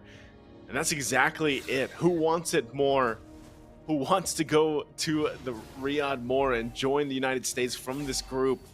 That last slot to lock things in. Lord's going to be up. 4 members here for Mexico. I don't think they're going to start it up just yet. They're going to delay as long as they can. Still a couple seconds here for Rack to be back up to join this fight. Ziggy holds on to the wild charge himself, so Colombia, ball's in their court. Are they going to start it up too, or do they take this a little bit slower? I think taking it slow is definitely a better option to go for at this point of the game. Because if it's just down to 1,000 gold, I think in the mid game, it really doesn't matter that 1,000 gold lead. We take a look at the items, same itemization from the Alpha and from the Terizla. Here's the War Axe into the Queen's Wings. Conceal. Oh, Zoltra jumps in. Enhanced Chain's going to find a couple members too. Replic already taken out of the equation. Lots of flickers being expended. Dalika holding on to the Raging Sandstorm because he knows it's a losing fight. He can't jump in, and that's Mexico on a decisive Divine Judgment. Will get them the Lord here. It was all of the resources used up. You could see it earlier. Now, look at that.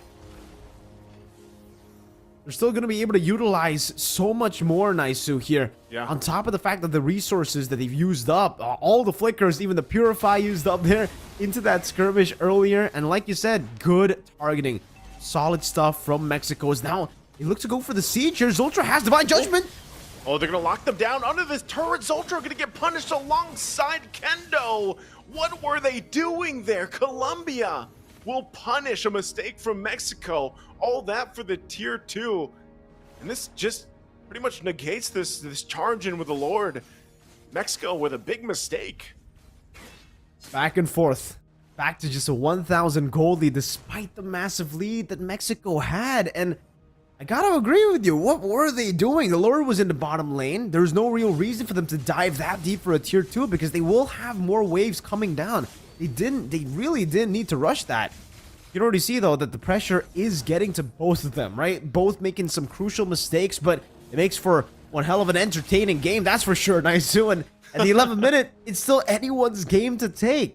Despite the Lord, it's 2 turrets actually taken by Colombia. They got one on the bottom side. I thought they would take another one there, tier 1 up top, but they weren't able to get it done. And now it just comes back to both of the teams just scaling again, looking for angles and looking for skirmishes, because for Colombia, they have basically equalized on the board at this point. 1,000 gold lead isn't much at this stage of the game, and for Mexico, that snowballing power, that mid-game power spike of theirs, I think they've hit a ceiling when it comes to scaling too. I think Colombia definitely has a little bit of an edge there when it comes to scaling with the Julian and the carry, compared to Mexico, who technically just have to rely on the Valentina in the later stage of the game, and Rakped, I guess, on the Roger. It's Windtalker into an Endless Battle into a Malefic Roar build here. I'm not too sure what item he's going to build next in this build, but even for the Valentina, it's Bloodwing's first item now. Kendo is going to start falling off massively when it comes to damage, especially if Colombia can continuously just hide away from those Spear of Alphas. And yeah, Harry's actually scaling quite well. 12 minutes in, 33 items, going for the Malefic Roar too. So by the time we hit the 13-minute, when he gets that Malefic Roar, and especially if he gets that Wind of Nature, Mexico will definitely find it very, very hard to, get rid of him. Man, look at the amount of damage too that Prime Mary God's been able to do on this Julian. A lot of that is just because Mexico's so bunched up that he just drops the enhanced chains and does a ton of damage that way. And of course, even with the enhanced sword. So very surprising that was a Malefic Roar also picked up. And online, there's the pull once again from Zoltra. They find Astro. They have the numbers advantage, but there's the return. Rack has to get out of their wild charge coming out from Abyss Cutie. Gonna lock him down into the Raging Sandstorm too. Kendo trying to run away, but he can't because he's blocked by the Guardian's Barrier. What a response from Colombia. Again, Zoltra goes in with the Divine Judgment, but they won't have it this time. And this could be their Lord to take Colombia with a decisive team fight, and now they force Mexico back on the defense. Like I said, Mexico have hit a wall when it comes to scaling. And for Colombia, they're continuously just scaling with Replic and Primary God here, hitting their item power spikes. Another big power spike with the Divine Glaive. The fact that you're already shredding, some of these frontliners with your enhanced Scythe, with the Divine Glaive, you can do that even more. You basically deal true damage at this point, right? For Primary God. And he's already on the turret, tier 2 down below. Now looking for the other turrets too. And I have to say, for Mexico, if I'm talking about their wave clear, it's not really that good, right? They don't really have that good wave clear. I'm offended. Used up onto Zoltra. Still gonna go for the turret here. Waiting for the Lord to march down bottom lane to scatter Mexico into that bottom lane so that they can actually look for more turrets. But I think at this point, they have to escort the Lord. They didn't really time the waves properly. Yeah, they're gonna have to go with it. Oh, Lord, go ahead and charges in. I think they're going to hold on to this turret, though. So even for Colombia, they'll still possibly get another tier 2 if they can. I know the waves are pushing in, but Mexico can hold the line and hold it down. Good for Mexico. They don't lose too much off that Lord. Unless they force a fight once again. Astro does have the immortality, so going to be going forward. Conceal play going to be used. Zoltra on the run, though. They pull him with an I'm offended. A huge setup potential here. Can they turn the tide? Kendo looking for his own setup himself. Raging Sandstorm going to go in on the backside. Finds Pika. Finds the kill there. 4 are down. It's only Rack left alive as only Delica went down. And it looks like that's going to be it. In 3 games, Colombia will do it. They'll take the win against Mexico, and they'll lock in their slot in Riyadh at the WEC. We didn't quite get our 30-minute game, Naisu. We were just half the duration of what we expected, a 30-minute slugfest. But what we did end up with was indeed a slugfest, indeed an entertaining match, back and forth all across the board. And it was the early game that Mexico held in their hands, in their grasp. But Colombia, somehow, some way, pulling off these miracle plays, going for these team fights and forcing these engages in where they were able to actually out-execute them in these skirmishes. And in the very end, I think it was just a rare case of a team getting absolutely outscaled, right? Because the Julian, the carry, always free hitting. Also, I would say not just outscaled, but Mexico definitely picking some very sus targets, right? And I don't know if you want to blame it completely on Mexico, because for Colombia, that was the whole plan at the start. Why they had two roamers technically in the mid lane was the fact that they actually wanted to give more targets away for Zoltra. More targets for Zoltra to go for. If Zoltra didn't get Replic, if Zoltra didn't get Primary God, it was just not going to be a good fight for them. And in a lot of the skirmishes in the early game, they were able to find Replic. But in the later stage, when Replic was already able to get, the good peeling away from, the rest of the team, having the Ruby in your composition, having Abyss QT on this Grok too, it really led to them having so much peel, so much layers of CC, to a point where Mexico couldn't really handle that front-to-back composition. Yeah. And again, at the 9th minute, it was still really good for Mexico. Why? Because they had still the power spike, the window, all for them, right? It was all really, really good for them. The advantage was definitely still on their side. But then they made this one crucial mistake. Not staying patient, not staying composed after getting the Lord. And then here too, Zoltra went in onto Astro of all people. Definitely, the Roamer isn't, the right target to be going for with your Flicker, with your Divine Judgment, if everybody's there to follow it up. I think if it was the Ruby isolated completely and you already had vision on all the other members, that would have still been an okay pick to go for. But the fact that the other members were not visible on the map, going for it was just really risky. You knew for a fact that that Ruby was definitely just opening up the map for the team. So the other 4 members could just be coming in, and without the Divine Judgment, without any tools to lock Replic down, Primary God down, you can see the damage for yourself. You can take a look at it here. Compared to Mexico's damage dealt, 62,000, 53,000. No one on Team Mexico were able to get close to those numbers, right? And that's why Colombia were very, very happy to just go for the double roam setup, and even the Khalid in the side lane, because as long as they were able to provide enough cover for Replic, provide enough cover for Primary God, they knew they had this game in the bag. And when you look at this, it's just like, again, everything really working close together in terms of like the lineup. I mean, even the Khalid that, was a kind of a surprise pick. It's like, man, it worked really well with even the Wild Charge, for example, or the I'm Offended. And I feel like, Mexico just didn't pay attention enough to what possibly could have happened setup-wise, because obviously if Zoltra is going to grab someone, Colombia is going to do everything they can to throw any of those, options at Mexico. And a lot of times Akaja brings them to the team. So all you have to do is follow up through that, and you're going to find multiple members of Mexico. And, even sometimes they were just kind of overstepped in some of the choices that they made, even after getting the Lord, for example, getting punished like that. And, for our MVP, Primary God, he got to shine a lot of times by just simply dropping down enhanced chains, like I said, and then following up later on with however he approached it, because the damage was great and you could see it, right? Amazing performance, tons of KDA here, 7, 3, and 10. He had all the items he needed to really be that big damage dealer for a lot of this. And even with the Winter's Crown, a little bit of additional defense, right, if he needed to. But even without a Winter's Crown, man, what makes Julian so good is the guy can escape from so many situations. He's so hard to catch and get rid of. So again, a great performance there. It was a great series, a great way to for us to end the qualifiers here for the American region, but just, the qualifiers as a whole. I'm glad we at least got to have this series go the distance here. And it completes the storyline, right? Nice. So game 1, Colombia stomp, and then the adjustment from Mexico, and then Mexico stomp, and then the adjustment from Colombia.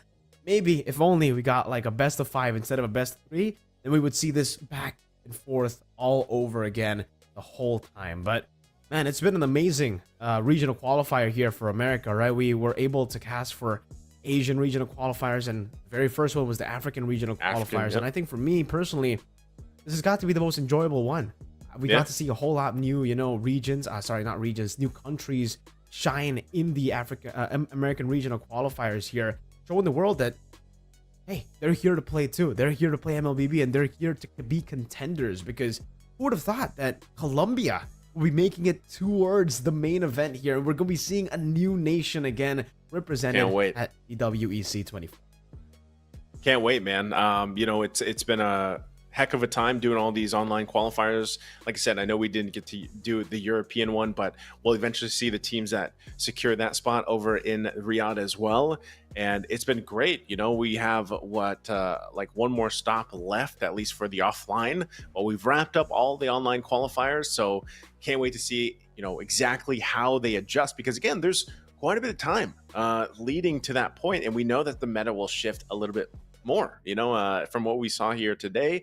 But I love that all these teams, all these nations bring their own flavors, and we'll see what they bring to the table for Riyadh. Yeah, this is the final day, ladies and gentlemen. That was the final match of all the online qualifiers. And, for me and Naisu, we've been up for the last 4 days, up until 6 a.m. in our time zone, 7 a.m. for Naisu. But thank you, every single one of you guys, for watching as well. You guys are supporters of the teams that won or lost. It's still an amazing show for every region or every nation in the American region of qualifiers. And again, thank you guys so much for watching. It's been Miracle. It's been Naisu. And, well, I guess we'll see you guys in the offline stage.